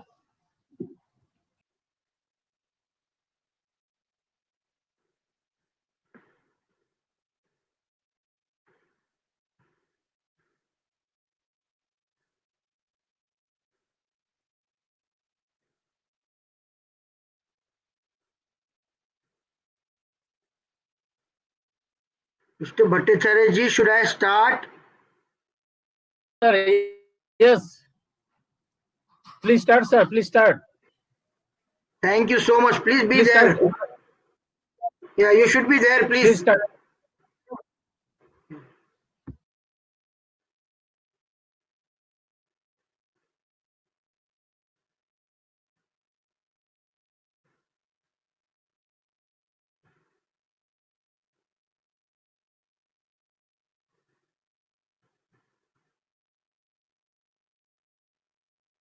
I'm sharing my screen. Please allow me one moment.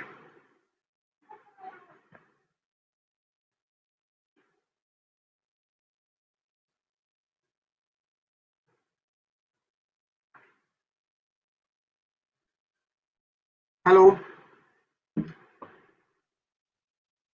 Hello, my screen is shared. Please, you should be there. At least you should inform me, no? Okay. Thank you. Thank you. I'm sharing my screen. Just give me one moment, please.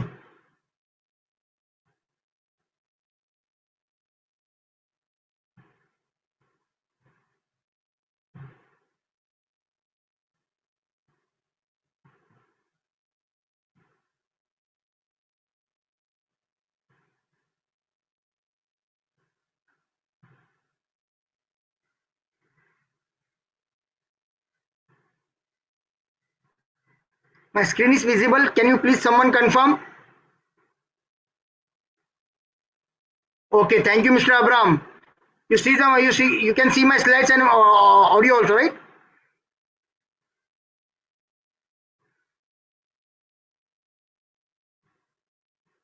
So friends, very good evening to one and all.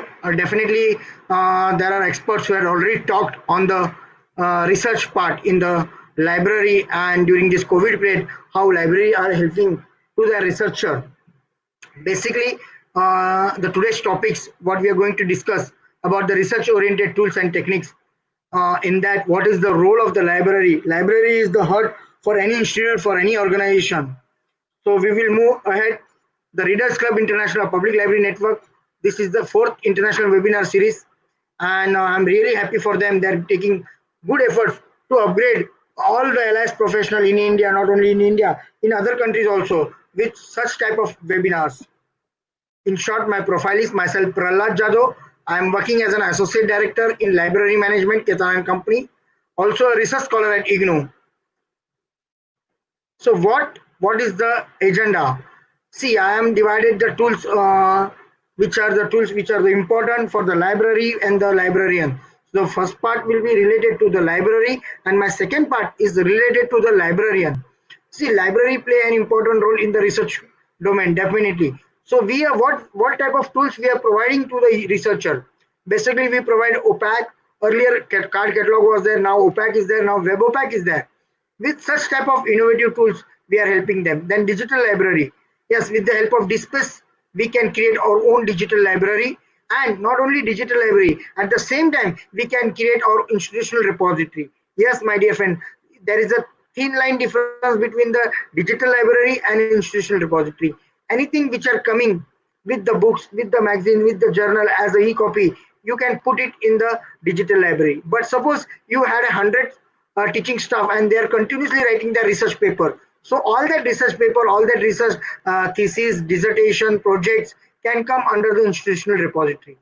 The another source which is available in the library, they are the paid databases. It may be anything, Enlist, Ishodia, EBSCO. So databases which we subscribe from the library, we can give access to the users. We can give access to the users. We can give access to the users.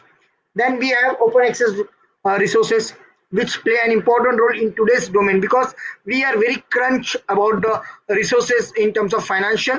So suppose any institute or any organization which generally facing any problem in terms of funding, then they can depend on this way open access. And the last and important part of the library, that even library can collect different OER, open education resource, in their discipline and provide such type of resources to the researcher. So this is the part of the library, where library as a whole, how they can help. But if you are talking me as a librarian, is there any other tools? Yes, my dear friends, there are tools. As a librarian, what is the role of the librarian in the research? What is the role of a librarian in the research life? Yes, he can be helpful, a very helpful tool for the researcher in terms of collecting the literature, in terms of validating that news is right or wrong, in terms of validating that news image is right or wrong, then in terms of collecting academic content, and sometimes a librarian do lot of research, day by day, day by day. Suppose I am working in a Ketanai company from last 14 to 15 years. So I have a huge data which is converted now to big data. So how I can search my own data? That is called BOR. In Western country, there is a concept called BOR. One concept is bring your own device. The another concept is bring your own data. So in such scenario, what type of tools can be helpful? So I'm going to discuss all these tools, but definitely I'm not asking you to spend a single penny on these tools. So what are the tools? My dear friends, the tools which are going to be discussed for collecting the literature, they are the Google Advanced Search, then Google News, Google Alert, News Aggregator, and Google CSE, that is Google Custom Search Engine. In terms of you're talking validating the news and image, definitely there are a couple of tools which can be useful for the librarian in their profile. What are they? Fact Hunt for fake news, Google reverse image search to identify that image is fake or not. So with this tool, we can identify fake news or fake image. If you are talking about the academic content, sir, can you tell me some tools which is really important for the librarian in terms of academic content? Then I will suggest Google Books are there from Google Domain, Google Scholar are there. If you talked about the digital library, then NDLI is there, WDL, World Digital Library is there. I had already told you about the open access. So what are the tools available in the open access? Yes, DOAJ, DOAB, DOAR, and OER, and your library OPAC and web OPAC. So in that way, through the help of this such type of tools, you can help your researcher.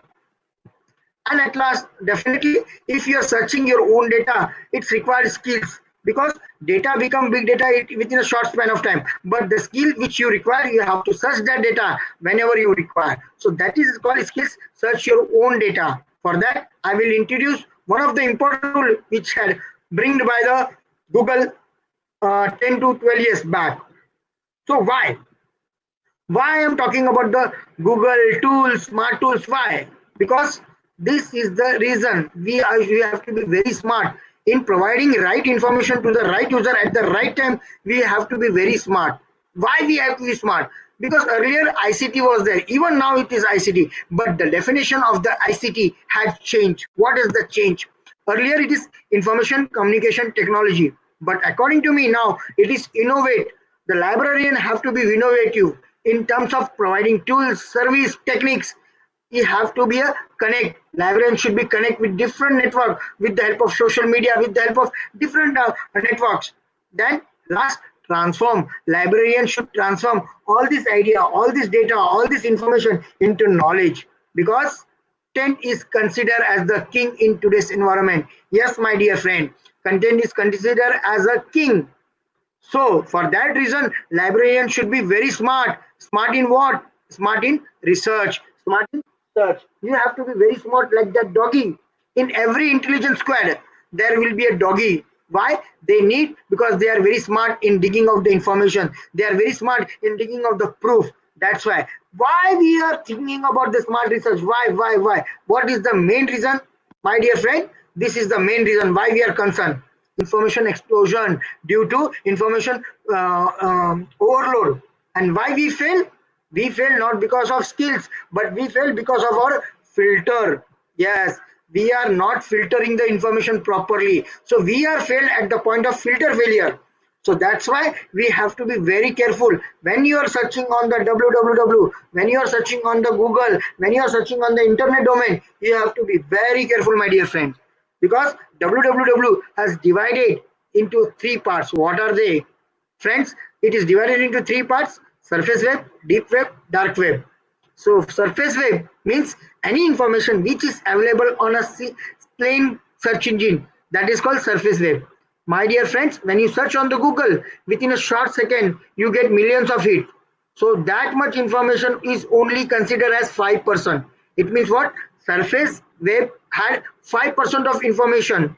Then where is the 95%? Yes, my dear friend, 92% is available on the deep web. Deep web means where the login details is required, where the paywall will stop you. Please provide me the login details. Please provide me your registration number, like that. And dark web, Generally, the people like you and me, normal people, don't go for the dark web. The criminals, the highest defense strategy people use dark web. So that's why they are least, it is least for us. But these two, surface and deep web, are very much important. So if we talk about the tools, it means what? We don't shape our tools, right, my dear friends? We don't shape our tools. Our tools shape us. Yes, my dear friend, our tool shapers. That's why whenever you are selecting a tools, it shouldn't mismatch.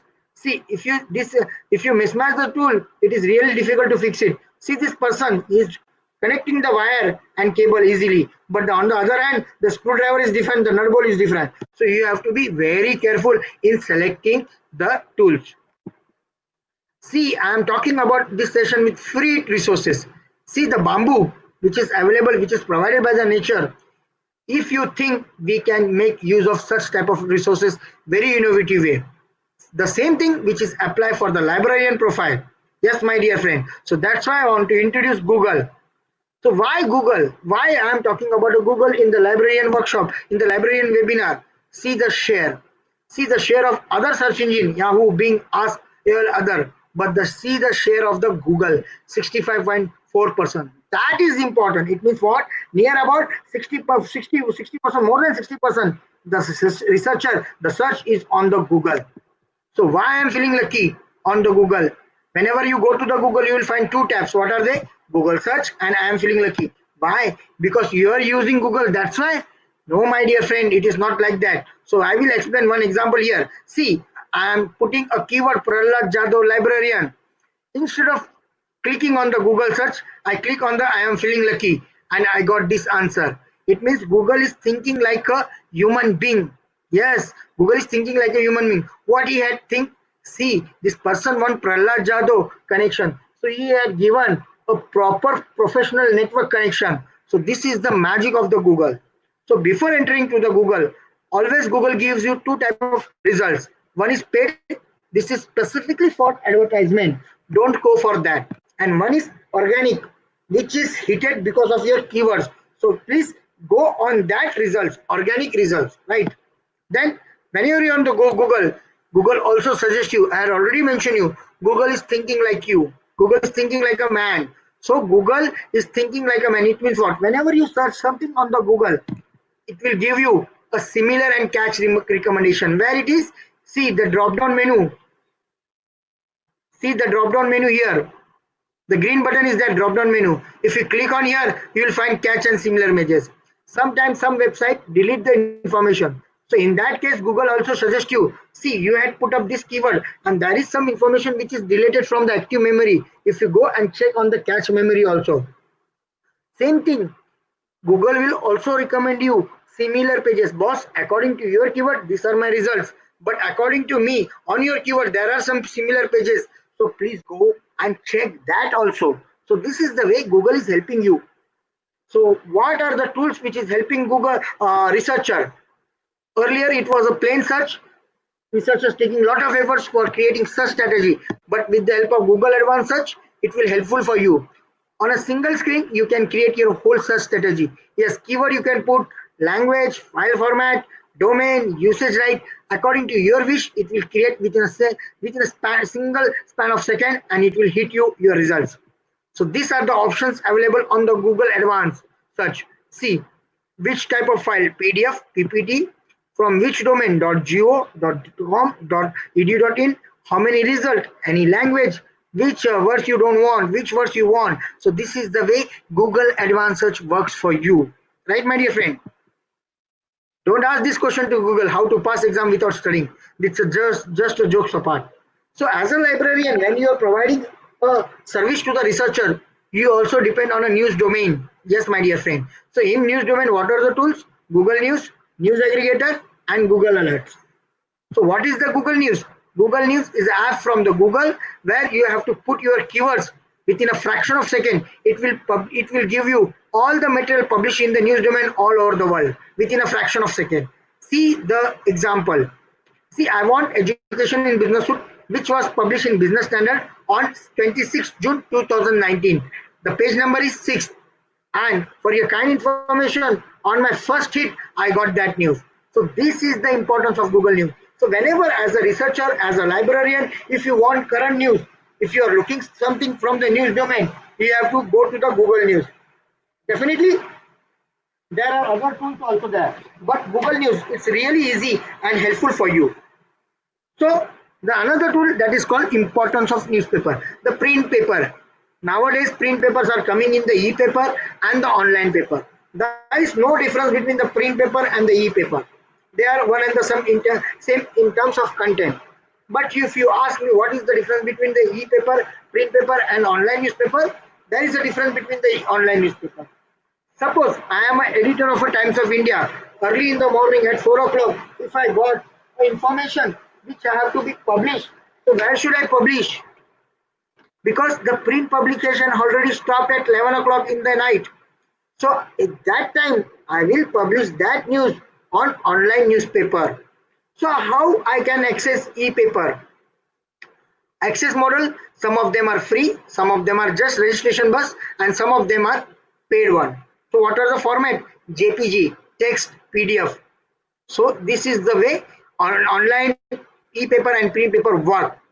My dear friends, sometimes researchers also want the old news which was published earlier. So in that sense, you should also aware about the archive of the newspaper. Times of India had created a very good archive. Please go and check. You will come to know how they had systematically arranged. So I am using such type of tools in my research for my users. Then news aggregator. Yes, again a helping tool for us. From last couple of years, not couple of years, 5 years, I'm using Daily Hunt. I'm very proud to say you that it's operated in 14 languages. You can browse topic wise. It covers 397 pages, English newspaper, sorry. And I'm really proud. It is an Indian app, become a top news app in the world. It was started as a classified app. Now it become a top news aggregator. Top news aggregator.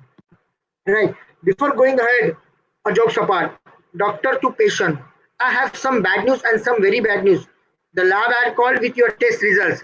They said you have 24 hours to live. Patient, 24 hours? That's terrible. What's the very bad news? Doctors, I have been trying to reach you since yesterday. It means what? The current news should reach to the user at the right time. Otherwise, it will become a basi news. It will become a old news. It doesn't have any value. So the next tool which I want to introduce, that is called Google Alert. Yes, with the help of alerts, you can give your researcher what type of specific query they are looking, what type of specific research they are looking. So in that you require user profile and information profile.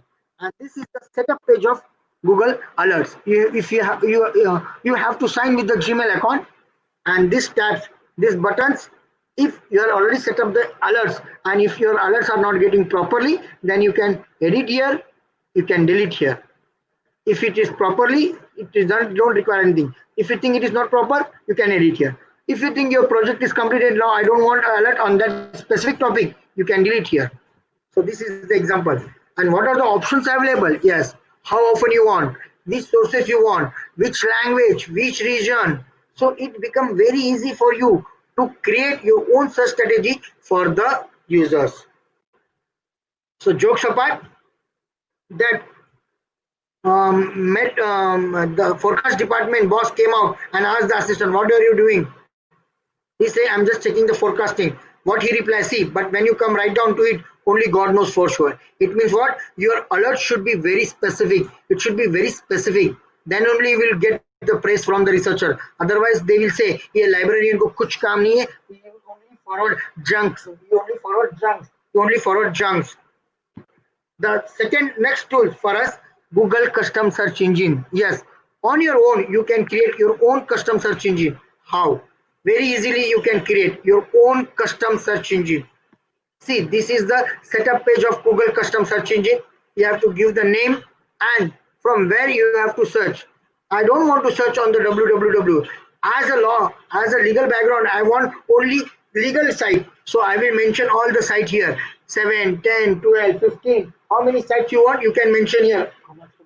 You can mention here. So whenever you search on the Google custom search engine, it will search from this result only. It will search from these results only. So this is the example, the website I had created here, search engine, and now I went to the search. So whenever I search on that specific search engine, it will search from this mentioned sources only, from this site searches only. Okay. So before going ahead, there are a lot of misinformation. So you have to be very careful in terms of false connection, misleading content, false contacts, fabricated content, manipulated content. So it is the role of the librarian. It is the role of the librarian that it should, be specific in terms of selecting the news, whether that news is fake or not. So how I can check whether that news is fake or not? If you are looking out something for the government news, there is an app called pibfactcheck@gmail.com where you can mail your doubt. They will revert back to you. But if it is not related to government, then what are the apps? Yes, what I am using Fact Hunt, and another tool which I am using to check fake news, alt news. These two tools, according to me, they are very good in terms of their review. They are providing me whenever I had any doubts, I checked on that, and they are providing me the thorough and right answer. So in terms of news, we had already told you the tools. But suppose the image is there, and how you can trace whether that image is fake or real. My dear friend, Google Image was introduced in July 12, 2011. But in 2011, by heavy demanded from the users, they had introduced reverse image search functionality was added to it. It means what? It means what? With the help of these tools and with the icon of this camera, see, it will it will validate your image. I want to validate this image. So I just go to the Google image on this camera button. On this camera button, I just click here and I uploaded this image and I just put search. So it will give me, see what I got hit from the Google. See Arshad Wasi on Twitter after all the depressing news came. This post has neither been said nor written by me. I urge you to verify media circulated. This is written by Sri Ratan Tata, that it is not written by me. This is a fake one. So this is the way you can identify whether that image is fake or real. So before going ahead, a small Shayari to you. Google भी अजीब चीज है यारो, वही search कर रहा था. Google भी अजीब चीज है यारो, वही सर्च कर रहा था. खांसी आ गई, तुरंत पूछ लिया, do you mean Arvind Kejriwal? So these are the tools which you can use for collecting the news domain, alert domains. Now I will just go to the academic content. Yes, if you're looking out something very specific for your researcher on the academic part, the first tool I want to introduce, that is called Google Books. Yes, and it is very easy to use, very easy to access, no extra weight in your bag. You can mark it up. You will have these books forever. The search feature is very smart, and you can store, you can save on your drive also. So I am suggesting you this tool for your research, to your researcher. Then Google Scholar, one of the important tool for the researcher. Yes, see, they will give you how many times this is cited. They will give you related article, all 13 version. It means it will provide each and every article with the related sources. So you can use this tool for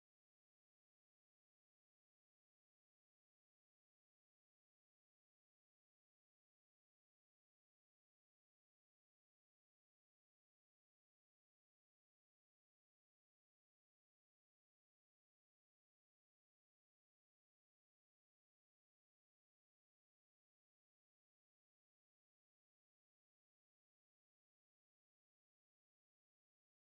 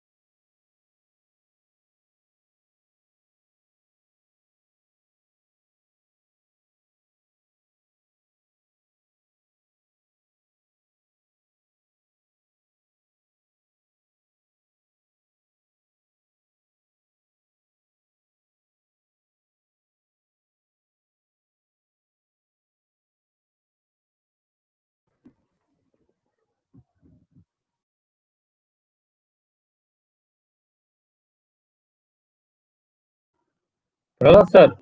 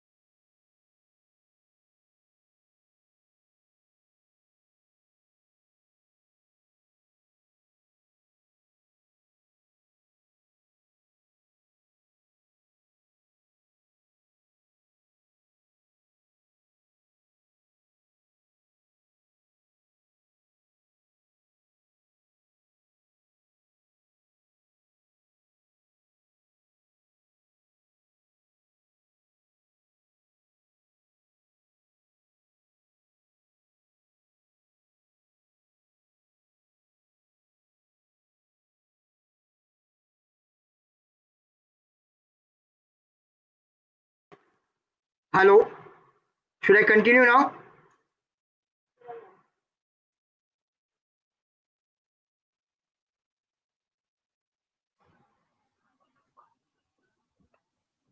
Yes, sir. I'm Start, sir.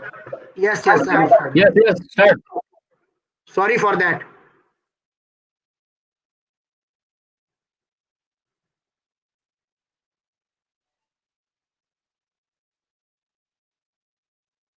My screen is visible. Can you someone please confirm urgently?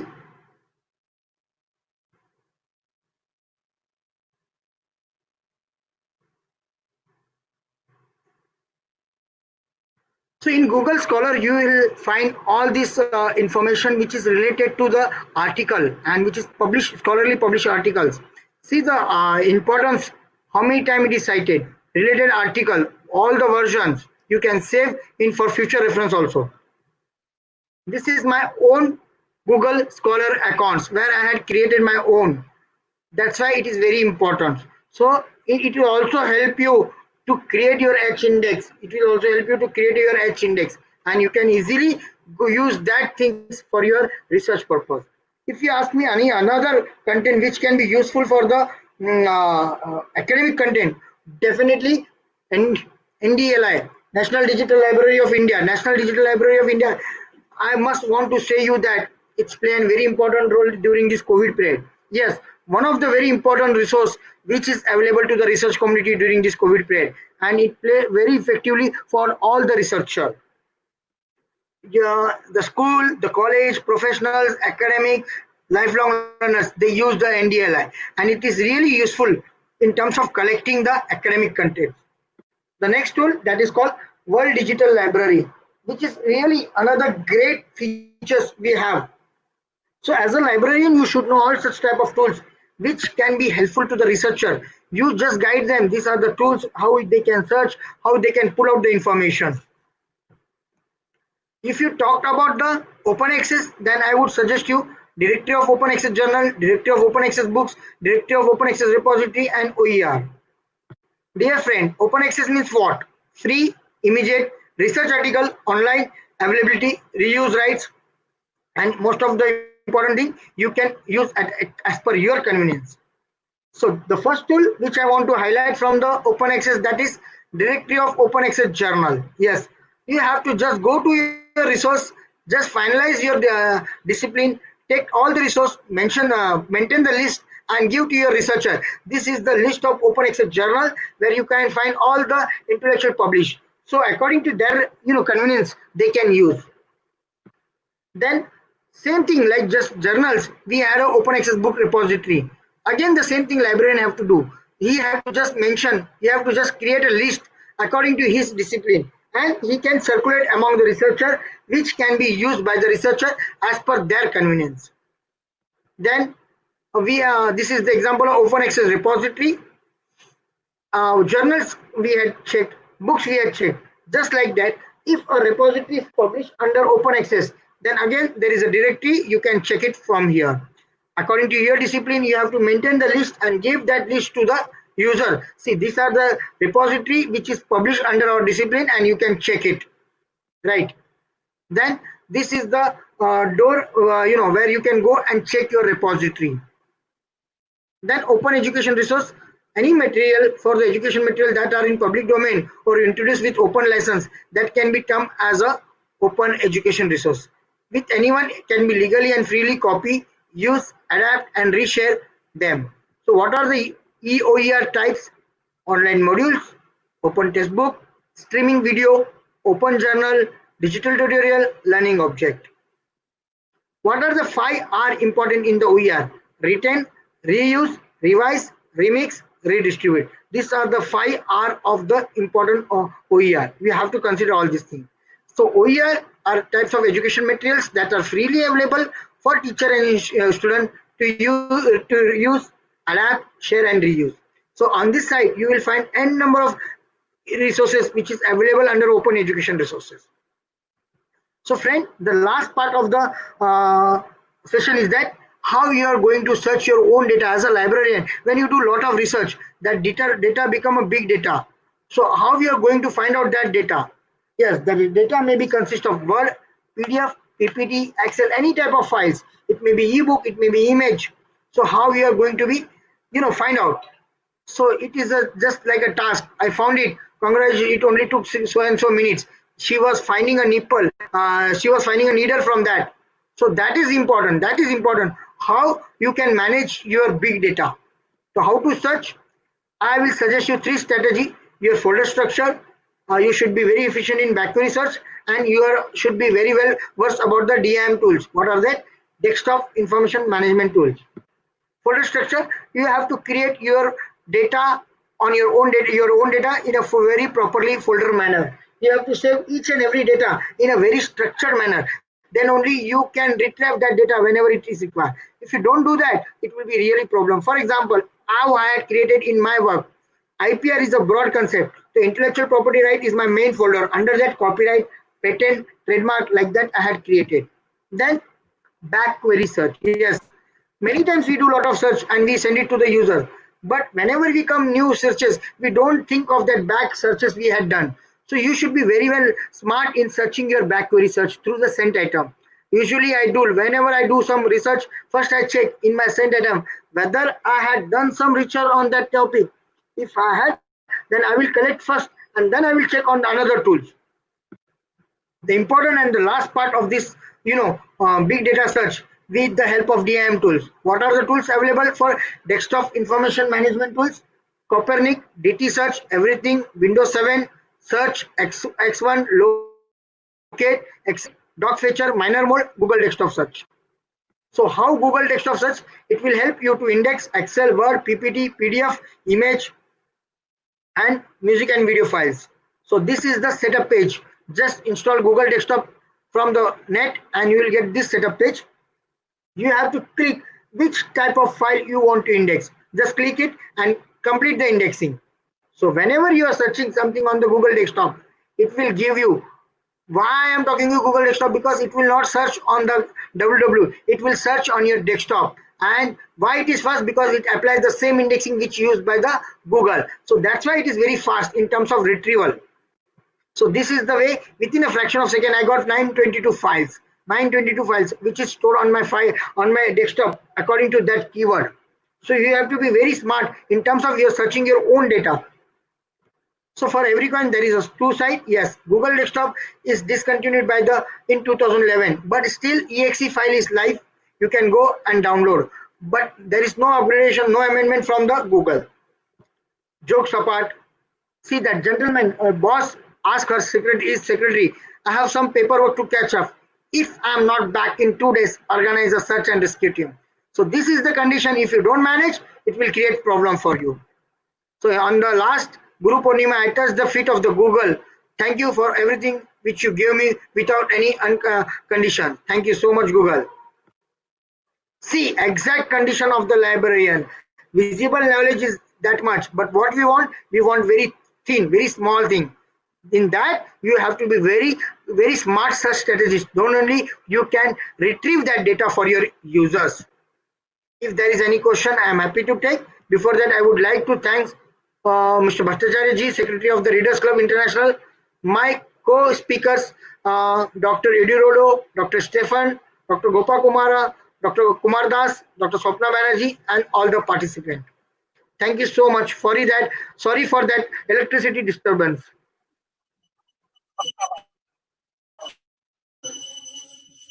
Thank you very much, sir. Thank you very much.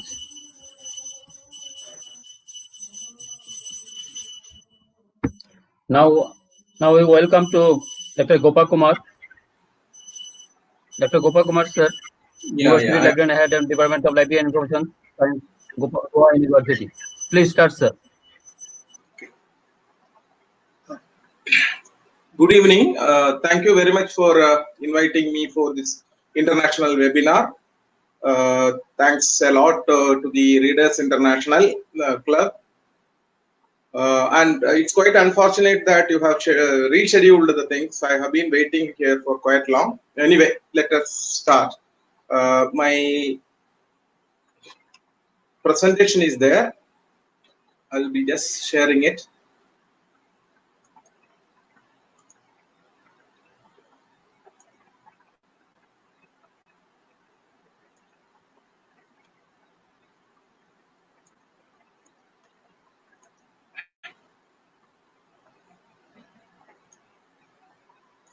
My topic of today's talk is on research data management and what the librarian's role. What is the role of library professionals? This is not a new concept. This concept is already well established in the Western countries. This is gradually percolating into the Indian scenario. Research data management, or RDM, we call it as RDM, and what the librarians have to do here. In 1979, there was, this is a quote actually from Dennis Lewis. He was the head of the ASLIP. That time he told librarians are going to be extinct from this world. There won't be any more librarians. So you just read it. Information professionals, especially librarians and information scientists, wouldn't be around by the year 2000. Would be long gone, swept away by the new information age. That would by implication belong to computing scientists. That was the forecasting which was done in 1979. See, but whether librarians have gone or not, we are still here. How we have changed according to the changing situations. We know that when the IT industry or the IT has grown up and it has changed everything, librarians also have changed a lot. We adapted and adopted the technology to suit the conditions. That's why still we are there and our relevance is still there. So I'm just going to say what exactly I mean by it. For example, think of the story of institutional repositories all over the world. Institutional repository, you know, establishing a digital library using open source software or whatever it is. Like DSpace, ePrints, or some other digital software. And you won't believe, the moment it was announced elsewhere in the Western world, Indian librarians also have learned all those things, and we have established in almost all universities, if you look at, we use institutional repositories. We use Shodhaganga. Shodhaganga is also again an institutional repository only, but it collects dissertations and theses. So we call it as an ETD repository.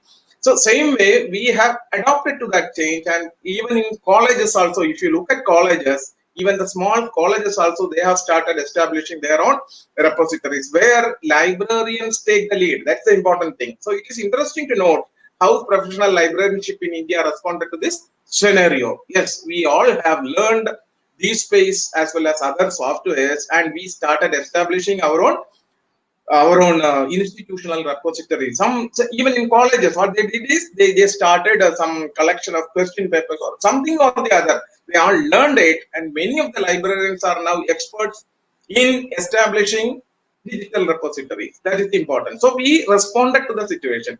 Now, yet another area where we can do a lot of things is research data management in the academic and special libraries. Academic and special, why I took only academic and special libraries, because these libraries are attached to institutions where research is being conducted.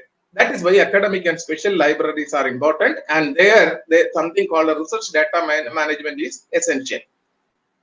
What exactly is research data management? Research data management is the organization, storage, preservation, and sharing of data collected and used in a research project. It involves the everyday management of research data during the lifetime of a research project. It also involves decisions about how data will be preserved and shared after the project is completed. I will just give an example. Many of you might have already done your PhD and you got your research degree also. Those who have done a PhD 5 years back, can I ask a question? Whether you have your data with you? You have spent a lot of money, you have spent a lot of your time and also energy in collecting this data. And based on that data only, you have done your analysis work and you have come to some conclusions. Whether this data is still available with you? No, absolutely no. That is the importance of research. But this is not possible in science as such. Nowadays, I will come to that point very clearly, because your arguments can be questioned by somebody else later on. Somebody else, you have argued that A is B. Later on, another researcher will come and say, no, A is not equal to B. There is some problem.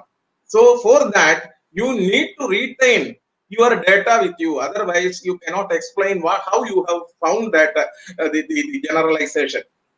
So that is where the importance of RDM, research data management, comes. So that means the moment you start a research work, you have to have a plan where I will save my data, how I will save my data, and what are the other facilities that the university or the institute is providing me for research data management.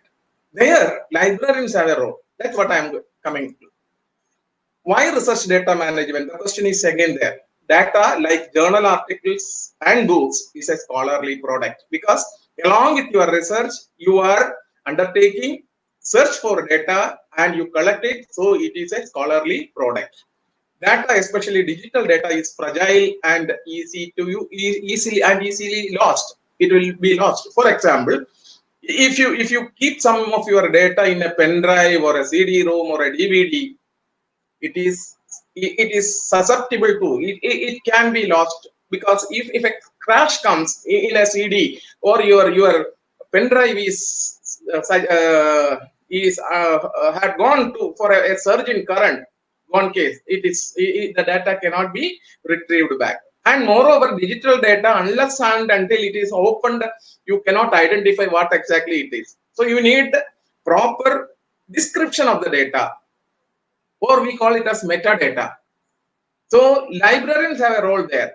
When the researcher collects the data and gives you can describe it so that it is easily retrievable. So that's what I am saying. Data, especially digital data, is fragile and easily lost. There are growing research data requirements imposed by funders and publishers. Yes. For example, publishers like Elsevier, now they insist you save your data in that repository and give us link. It's called linked data. For example, in Mendeley, the software Mendeley has a portion meant only for research data curation.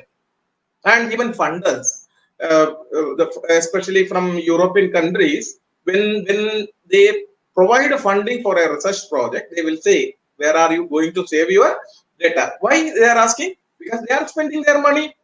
And that data is important even after the research is over. So you need to save the data, because that data itself is a scholarly product and it can be used again and again and again for conducting more and more research. And research data management saves time and resources in the long run. Yeah, because already data is there. Somebody else can take up the data and analyze with some other objectives and test what he has done. For example, now all over the world, every biotechnology labs, what is happening? Corona research is happening, and they share the data. Oxford University is sharing the data with a Pune-based industry. So that way, research data is essential that it should be shared, it should be openly available. And moreover, when the government is spending money on that, you have to have the data open for everyone. Now, well-managed and accessible data allows others to validate and replicate the findings. Yes, suppose you have found out something based on on some data which you have collected, and your findings are published. Somebody else also will come and check whether you have done the correct thing or not. This is happening especially in chemistry. A lot of, if you look at the SciFinder, you can see many people are actively criticizing others for their work. So that creates a lot of new knowledge. Now, research data management facilitates sharing of research data. Yes, sharing of research data. And when shared data can lead to valuable discoveries by others outside the original research team. So another set of people can also do some sort of research, and then they can make use of and data that cannot be recreated. For example, tsunami struck the southern India as a whole.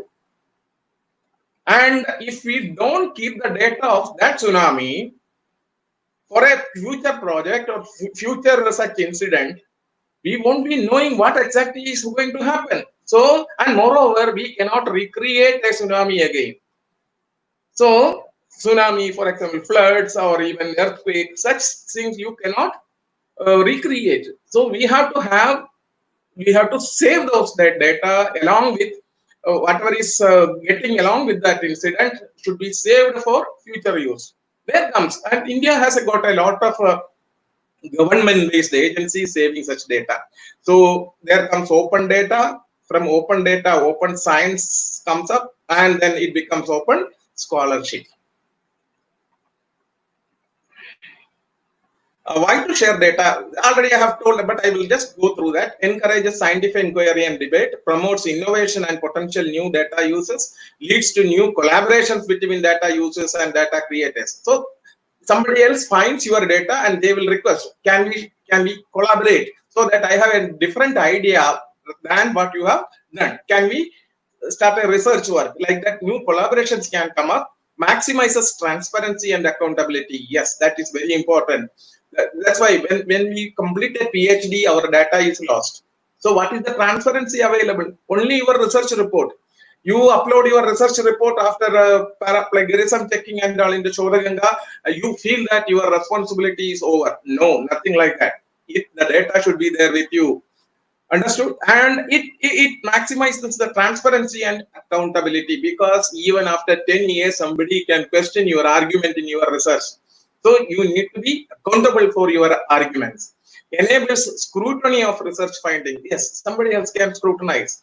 Encourages improvement and validation of research methods. Yes, many a times this happens. Somebody will find something, some other person will work on again on it, and then they will improve on it. That's why we got all these gadgets, like electronic gadgets like laptops and all, silicon chips and all these are because of the continuous working on such items. And reduces the cost of duplicating the data collection. Yes, absolutely, that's an important point. Once you have collected the data for a specific purpose, you need not collect it again. That data can be, for example, by utilizing instrumentation. You know that in universities you have big instrumentation centers, see, for example, thermal imaging and all. No, with that you collect data, and you need to pay again and again for collecting such data.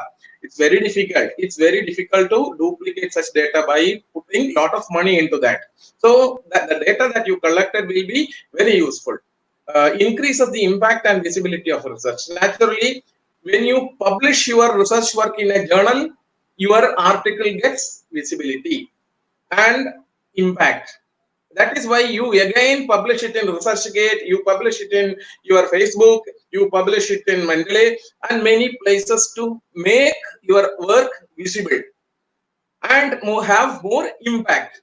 Same way, if you upload your research data and make it available to others, it becomes more visible to others and it will fetch you more impact on your research work and promotes the research that created the data and its outcomes and can provide direct credit to the researcher as a research output in its own right. For example, if somebody else is using your research data, they will cite your research data in their article and that will actually come as a citation. Just like they take the content from your research work, they will also make use of the research data and they will cite it. For example, for the soft landing of landing failure of Chandrayaan, we know that we were all eagerly waiting for the Chandrayaan to land on moon. But what happened last moment? It couldn't go slowly onto the moon because we were using the data which we never had such an occasion of landing a satellite on the moon, but it was the Americans were having it. We depended on their data. There was some error, minor error, which made that venture a failure because our conditions were different. The satellites were of different weight, or I don't know what exactly happened, but we were depending on the data provided by Americans. That's why the failure happened. So it can also happen that way. Now, research data. Data can occur in variety formats that include, but not limited to, survey responses, lab notes, software and code, measurements from laboratory or field equipment, images such as photographs, films, scans, audio recordings, physical samples. It's not this alone. Still, many things are there which you make use of in your research work. During the progress of your research, you may use all these things that all have to be kept for the posterity, for the future researcher, the potential future researcher. Now, research data again, I am just skipping this observational, experimental, simulation, and derived, and these are different types of data. And data can come in many forms like textual, numeric, audiovisual models, models of computer code, simulation codes, discipline-specific data also is there. For example, for astronomy, there is something called a FITS, is a specific type of data usually used in astronomy, and CIF is a different type of data used in chemistry, and instrument specific equipment outputs are there. For example, an X-ray machine gives a data in the form of X-ray sheets. Now it is coming in digital format. So, but it is not equivalent to a JPEG image. It's a different image. So that type of data also is there. The following research records may also be important to manage during and beyond the life of a project. For example, correspondence, electronic mail and paper-based correspondence along with a project. All the project files, grant applications, ethics applications, technical reports, research reports, master lists, signed consent forms.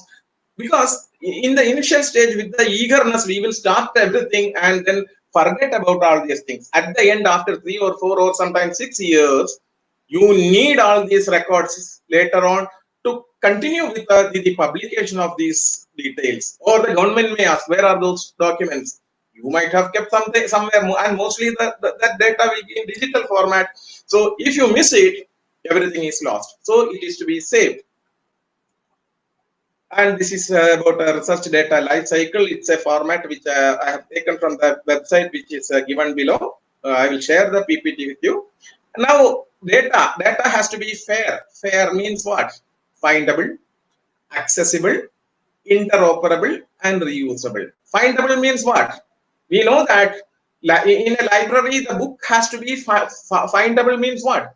It should be described properly in the catalog. Otherwise, it is not findable. Same way, the data should be made findable by giving maximum metadata. describe it properly in the system. The metadata describing system, for example, a catalog for this, or a software that you use for updating or uploading the data, there you have to make it with the maximum description.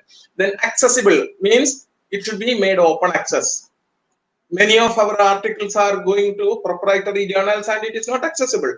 So what we do is we ask people to publish in open access journals. That is why it is getting access. People get access to those articles. Similarly, make the data accessible to everyone by keeping it in open databases.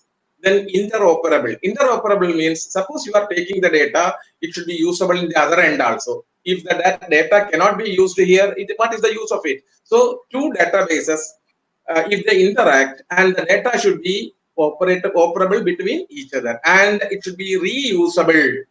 The data has to be used again. So this is what is I have explained in the two slides here.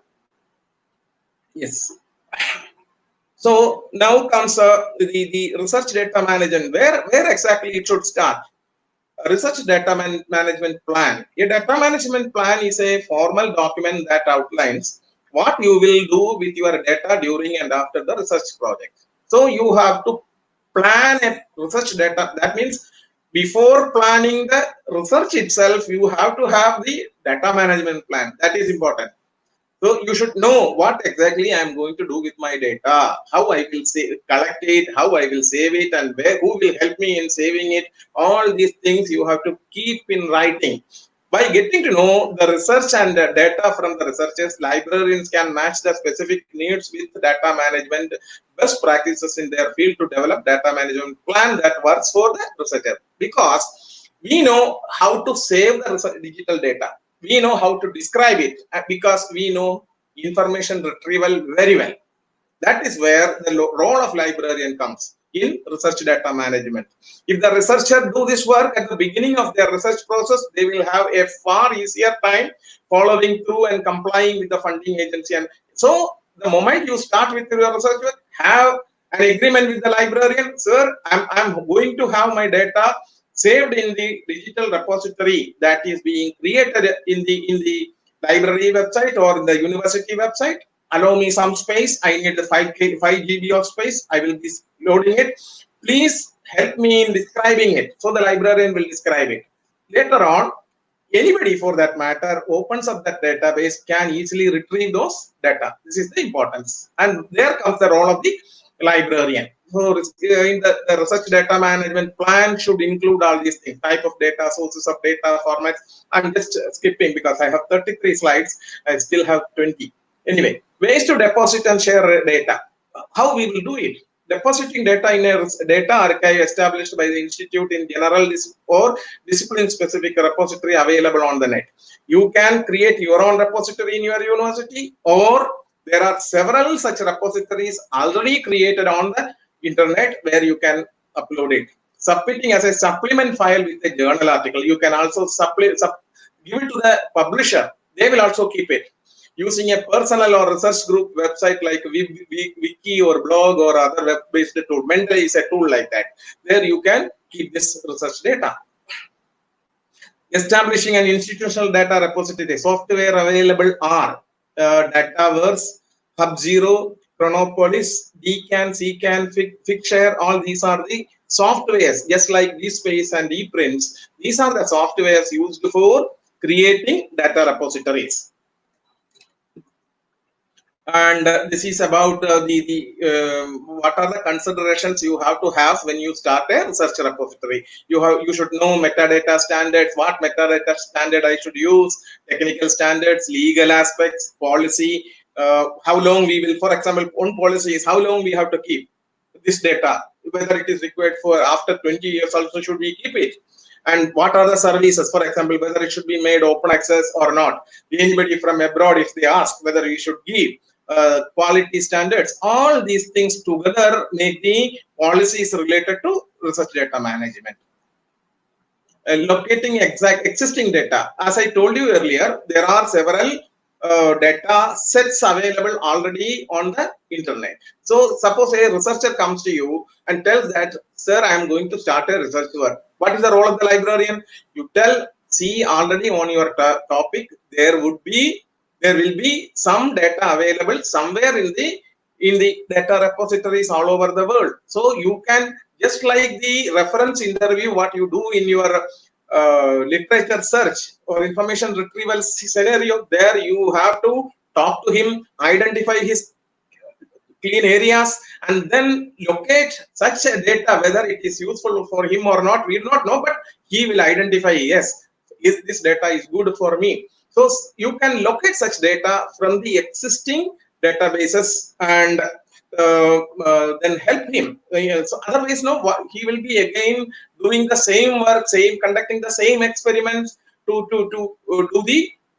collect the data. So asking new questions or providing new analysis of the data, comparing results from various studies, replicating and validating previous results. So there are many methods by which you can access the data. I'm just showing some data directories.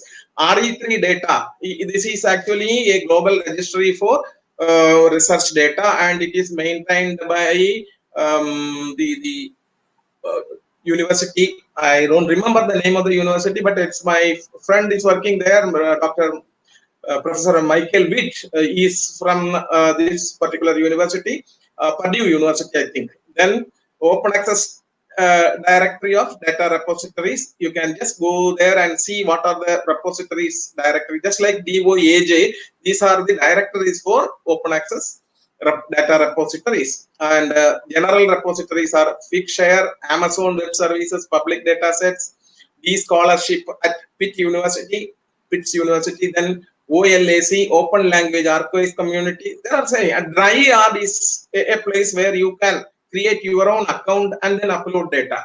You can create, but it should be a genuine data set. Then they will allow you to upload your data sets. Gene Expression Atlas, GNAMES, and NCBI, National Center for Biotechnology. This is an Indian database. National Center for Biotechnology Information. Then e-crystals. By name itself, you can understand it is relating to crystallography. Nanomaterials Registry, PubChem, Zinc 15. These are all discipline-related repositories in research data management. Then now comes another set of publications. They are called data journals. These are actually listing out the data that is available in such repositories. Like the journals list articles, or we can think the other way. There are certain publications which will list the articles in journals. What are they? They are what is that? The journals are listed in certain publications. We call it as indexing and abstracting journals. Indexing and abstract. So in indexing journals, we won't get the full text. For example, our chemical abstracts, it is indexing journal where you won't get the full text. We will get the knowledge about the availability of some knowledge somewhere. Similarly, you can have journals where the data is listed. It won't give you the data, but it will tell you that this particular data is available in this particular repository. So biodiversity data journal, earth system science data, IUCR data, scientific data, like these are all journals actually. So there is a new journalism coming up for data alone. Now comes when you use somebody's data, just like when you use somebody's research article in your write-up, when you use data, you have to cite it. Data citation is fundamental as it enables easy reuse and verification of data, making it possible to track and quantify the impact of data. Just as article cited, data which has contributed to research should be cited. So data citation helps in or acknowledges the other sources, makes identifying data easier, promotes the reproduction of research and results easier, makes it easier to find data, allows the impact of data to be tracked, provides a structure which recognizes and rewards the data creator. So it is, if you are a creator of a data, you will get benefit if you keep it in an open repository. Librarians can train the researchers in citing the data used because they don't know how to cite. And basically, in almost all universities, it is the librarians who teach the researchers in how to cite, how to make use of Mendeley, how to make use of EndNote, such softwares. So here again, the role of the librarian in teaching the researchers in how to cite is going to be very important. Emerging data citation principles are there. I am just skipping because it's not that important. Once you go into seriously only, this has to be done. And here there is Australian National Data Services suggests that the following citation could be used for citing data. You can see here, creator, publication year, title, version, and publisher, and DOI. Even DOI is also there for data. So here you can see Hangyen Ivan 2012 monthly drought data of Australia for the period this, and it is saved in the drought index, the Australian National University Australian Data Archive, and this is the DOI. So by clicking in this link itself, it will take the reader to that data set. If at all he wants to know what exactly it is, you will get a clear idea about what that data set. Now comes data literacy. We know about information literacy. Similarly, information literacy with the data awareness, we should have. Researchers need help in gaining this data literacy because they do not know where to get it, how to get it, how to evaluate it, how to use it in an ethical manner. So there comes the role of the librarian in teaching them how to do all these things. So knowledge about data discovery and access, training in data handling, training in data citation, training in data sharing and publishing. Here, the role of the librarian is very important. You can do a lot of, so in establishing data repositories, in collecting and managing data, and in training people, librarians again have a very important role in the coming years. Issues, what exactly are the issues for this? Technology outpaces law, because we know that even today the copyright law in India is not that strong, because technology has grown to that extent, whatever you just type you will get it, but whether to take it and use it, whether there is a law to stop it, it's again in a question. But Western countries, it's not the case. There they are par with the technology, the laws are par with, whereas our laws are still lagging behind. So it's going to be very important. If you upload your data, somebody will use it, and then later on they will not cite you, issues will crop up. Different countries do it differently, different disciplines do it differently. Tendency to hide data, because copyright is usually framed as a problem in this context. People don't want to show their data, because if somebody else questions me later on, that type of a mental situation will stop from hiding, stop them stop them in hiding the data. Non-availability of citation standard is another important. Yes, there are, as I told you, Australian National, that agency has given some guidance, whereas no such citation standards have not developed as such. And good metadata is expensive, because librarians are expensive. That's why. So metadata is provided by librarians, and when good metadata is to be added, naturally librarians are to be there to do that. And these are some of the issues before us, and I still believe that the file of library science, yeah, this is the last slide. 5 laws of library science can be helpful in this scenario. Look at the data and information. Data is for use. Every researcher, his or her data, every data is a researcher, and save the time of the researcher, and data is a growing organism. So thanks. I have completed my presentation. I'm ready to answer questions.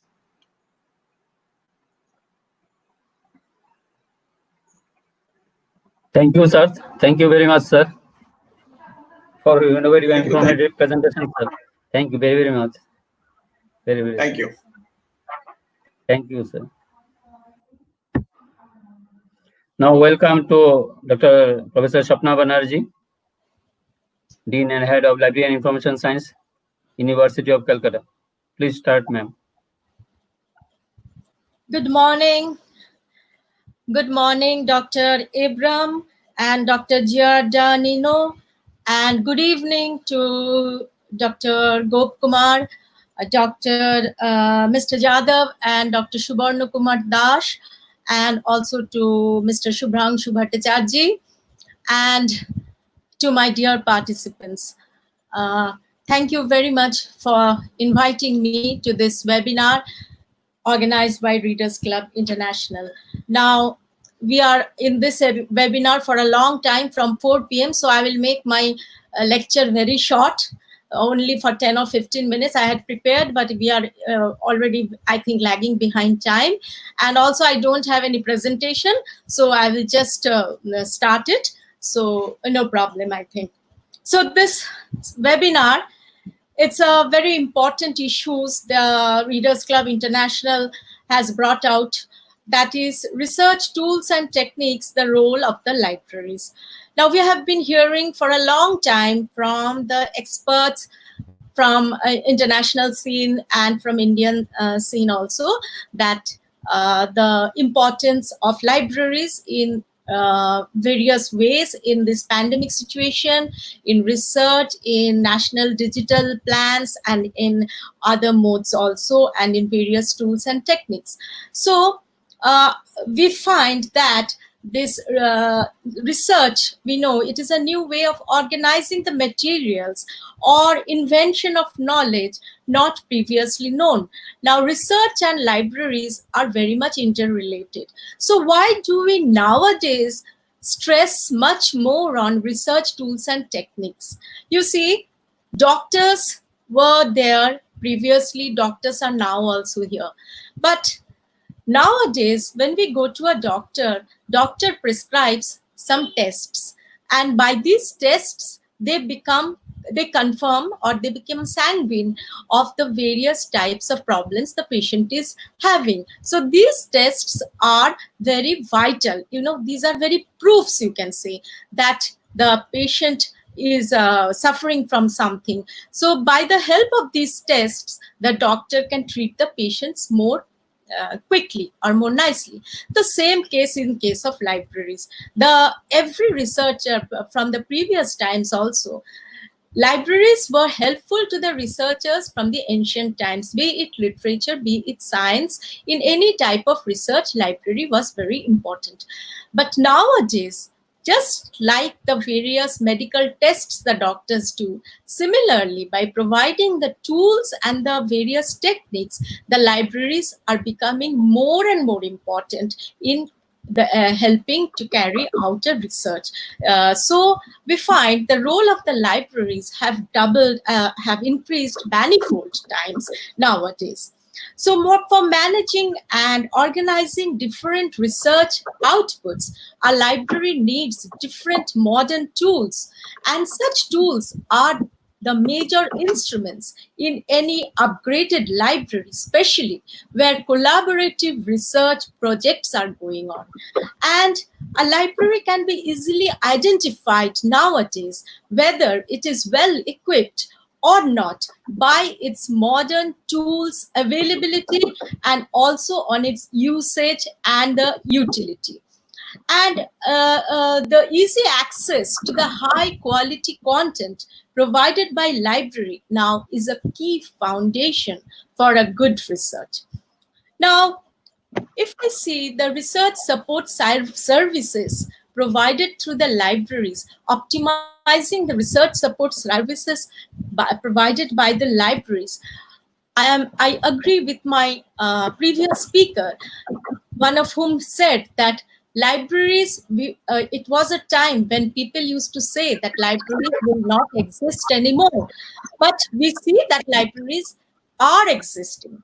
So especially, I'm talking this for the scientific libraries. It's not much for public libraries, but the special libraries, that if the library fails to provide these research support tools or the research support various techniques, then the libraries will cease to exist. Libraries will cease its existence on one hand, And on the other hand, the researchers will be also debarred from getting their proper information, from getting their proper data. So it is the two sides of the same coin. It is both needed from the part of the library and from the part of the researchers.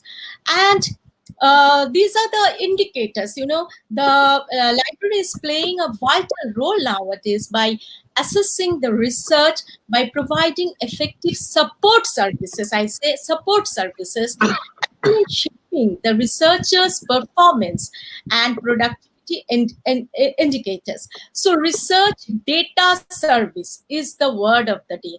This is a very, very important thing, research data service. And this research data service can be provided by a library throughout the campuses of an institute. I'm especially talking about the scientific libraries mainly, but also it pertains to any type of special libraries. And it can be provided throughout the campuses of the institute by providing expertise, by providing tools and infrastructure necessary to manage these research data during all phases of research data life cycle. So the research support services are now a fundamental part of any academic libraries where ongoing research programs are occurring. It is now unthinkable for the researcher community to work without the convenience and expansiveness which these libraries are providing to them. Other researchers are taking help of these libraries. Now, if we see the changes, if I was going through the literature review of this type of things, and I saw the changes, the biggest change we find is in the information seeking behavior of the researchers. This is a very, very important thing we can find nowadays. We were talking about pandemic. In this pandemic, more dependency on electronic forms or electronic resources is seen throughout the world. So the increased utilization of electronic databases or electronic methods for searching, sharing, and storing electronic contents has come up. So before, there was not much dependence. So this research support systems varies with the changing environment, changing technology, changing infrastructure, everything.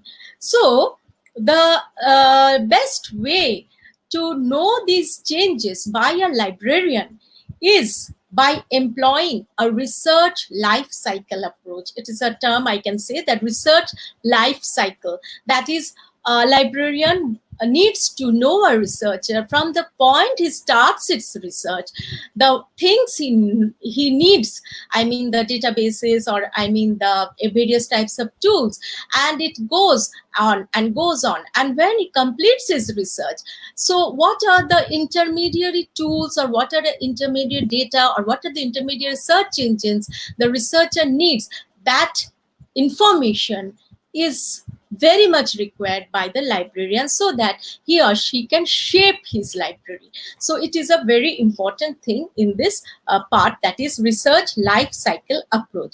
So the researcher's satisfaction is very important, and the librarian is very much committed to know this researcher's satisfaction at this point of time. And it is very important for the librarians to perceive the researcher's concern before initiating any support service in any library. So you have to know your researcher first. What are their needs? What are their requirements? And then you have to design your support services. So you will see the role of librarians is changing constantly to cope up with these changes. And nowadays, it is very much changing very frequently. Very, very frequently, these roles are changing as soon as, as quickly as the electronic things are coming up. So various search engines, various platforms, various online devices. So the librarian's role is also changing. Accessibility of online resources is very much crucial. Now, when we go to the research support tools, we find there are usually 4 types of research support tools. That and modern research support tools. These are anti-plagiarism tools, the reference management tools, the citation management tools, and the research data management tools. First, I'll go to the anti-plagiarism tools. I'm not going to the details of it because we know what is an anti-plagiarism tool. And nowadays, ethical concern in research is very much in the news. Ethical things are very much coming in the news. Therefore, these anti-plagiarism tools are very much in demand. You know, nearly all the universities of the world, and also in India, majority of the universities have made it mandatory to comply with the thesis by checking through these tools, anti-plagiarism tools, and then these can be given to the experts. Now, there are many anti-plagiarism tools. The first one is Turnitin. We know Turnitin. It was initiated in 1997. It is very, very popular anti-plagiarism tools. 15,000 institutions have till date used Turnitin, and in 150 countries. And I'll mention names of some universities which are worldwide which are using Turnitin. These are Oxford University, Yale University, Cambridge University, Stanford University, University of Chicago, Harvard University. These are all using Turnitin. Then we come to Authenticate. This is another important anti-plagiarism tool, and it was initiated in 2014, and it is mainly popular with the publishers. Elsevier, IEEE, Wiley Blackwell, Nature, Springer, they are very much accustomed with this Authenticate tools.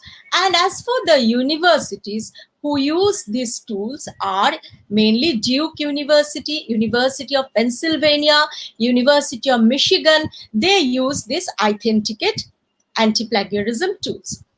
Then another tool is Grammarly.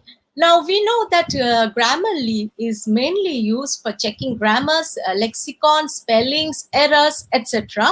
But often Grammarly, it has an anti-plagiarism role also. And up till date, 16 billion web pages have been checked through Grammarly.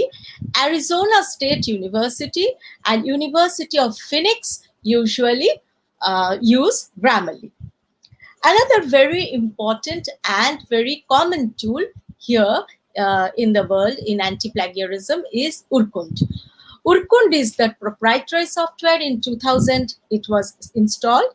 And the main advantage of Urkund is that it can easily integrate with different learning management system and virtual learning environment like Moodle, Google Classroom, Canvas, Blackboard, etc. And the main universities who are using Urkund are University of Canberra, Tilburg University, Copenhagen Business School. I'll mention some names who are using Urkund. Plag Tracker is another very important anti-plagiarism tools. This is a commercial anti-plagiarism tool available online. And one advantage of this tool is that it is in a multilingual system: English, French, German, Spanish, and Romanian. And UK, it is used in UK, in USA, in Finland, in Indonesia, in Bangladesh, etc. Another anti-plagiarism tool is academic plagiarism, and it is being used in Central Texas College, in King's University, in Berkeley College, and it was first used in 2010. Play Scan in a Box is another anti-plagiarism tool, and it is also a multilingual. It uses a multilingual platform. It is used in 4 languages and mainly seen in Berlin, in Croatia, in Bulgaria, in Jordan, etc. Another anti-plagiarism tool, it's not much known, but it is Safe Assign, which has scanned 2.6 million articles till date, and it is mainly used in Netherlands. So these are some of the countries or some of the institutes I have cited which are using these anti-plagiarism tools. Then the second important tool category of research tool is the reference management tools. Now, what are the main role of this reference management tool is that creating and collecting, organizing and searching and keeping track about who is reading, etc. These reference management tools are many in number. Mendeley, Zotero, EndNote, Cite-U-Like, EasyBib, BibTeX, Overleaf, Citari, Paperpile, etc. All are reference management tools. Now, Mendeley was first initiated in 2008. It is very important because it can use a cross-platform usage, and it is mainly used by many countries or many institutes of the world, and Cambridge University also uses it. Zotero is used by MIT, by Harvard, by Cambridge University, etc. EndNote is getting popularity nowadays very much. It was first used in 1988, and Oxford University, MIT, Harvard, Yale all use EndNote. RefWorks was first installed in 2001, and it is used by University of California and Yale University also. Cite-U-Like is also used by many universities, first initiated in 2004. BibTeX is used by MIT, Overleaf is used by MIT, Harvard, etc. So these are, in short, some reference management tools used by the institutes or the universities worldwide. The third category is the citation management tools. And these are very, very important citation management tools for research citation and authors for recording and utilizing bibliographical citations and creating different types of scholarly writing, including thesis and dissertation. Now, these are the we know all, that's Scopus or Web of Science, which was known as Web of Knowledge, Google Scholar, Bibliometrics, CiteCert-X, all are very, very important citation management tools. Scopus is the largest citation management tools, and this includes book series, journals, trade journals, patents, etc. Web of Science, maintained by Clarivate Analytics, provides immense citation search. It provides citation search in Science Citation Index, Social Science Citation Index, Arts and Humanities Citation Index, Index Chemicus, etc. Google Scholar is a very important tool. It is freely available and accessible. Bibliometrics is another important tool. This is a metrics, METRIX, and used in research performance evaluation, especially in university and government labs. And it is very popular with the policymakers, with the research directors, administrators, etc. Now, Oxford University, Cambridge, Stanford, MIT, Harvard, Princeton, Yale, Chicago all use Scopus and Web of Science. A very important institute, ETH Zurich, Switzerland, it uses bibliometrics. University of California also uses bibliometrics. The Berkeley, USA also uses bibliometrics. University of Michigan, Ann Arbor uses Google Scholar, Scopus, Web of Science. Scopus and Web of Science is maximum used by the world's top universities because of its huge database to check citations, prompt result, and very simple applications. Citation management tools play a great role in assisting the researchers to complete their research in an ethical way.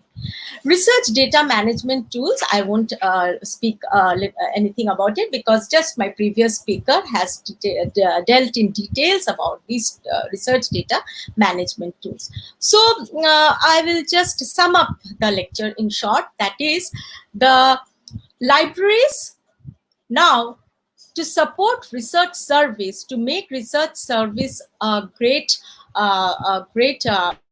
you can say a great endeavor, libraries must conduct data management services, must conduct research data management plan, they must conduct research data storage, and they must conduct research data mining and sharing. And the role of libraries is to monitor the changing workflow, the information needs and information seeking behavior of the researchers. And for this, a good infrastructure of the library is needed.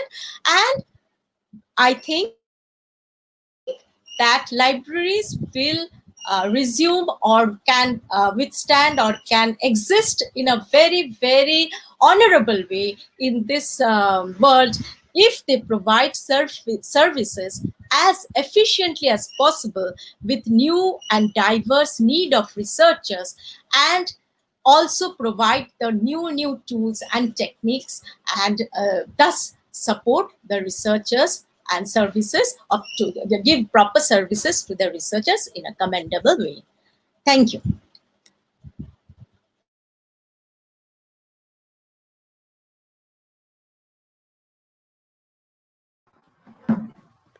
Thank you very much, madam. Hello. Hello. Yes. Hello. Yes. Thank you very much. Thanks. So end of the sessions. No more question here.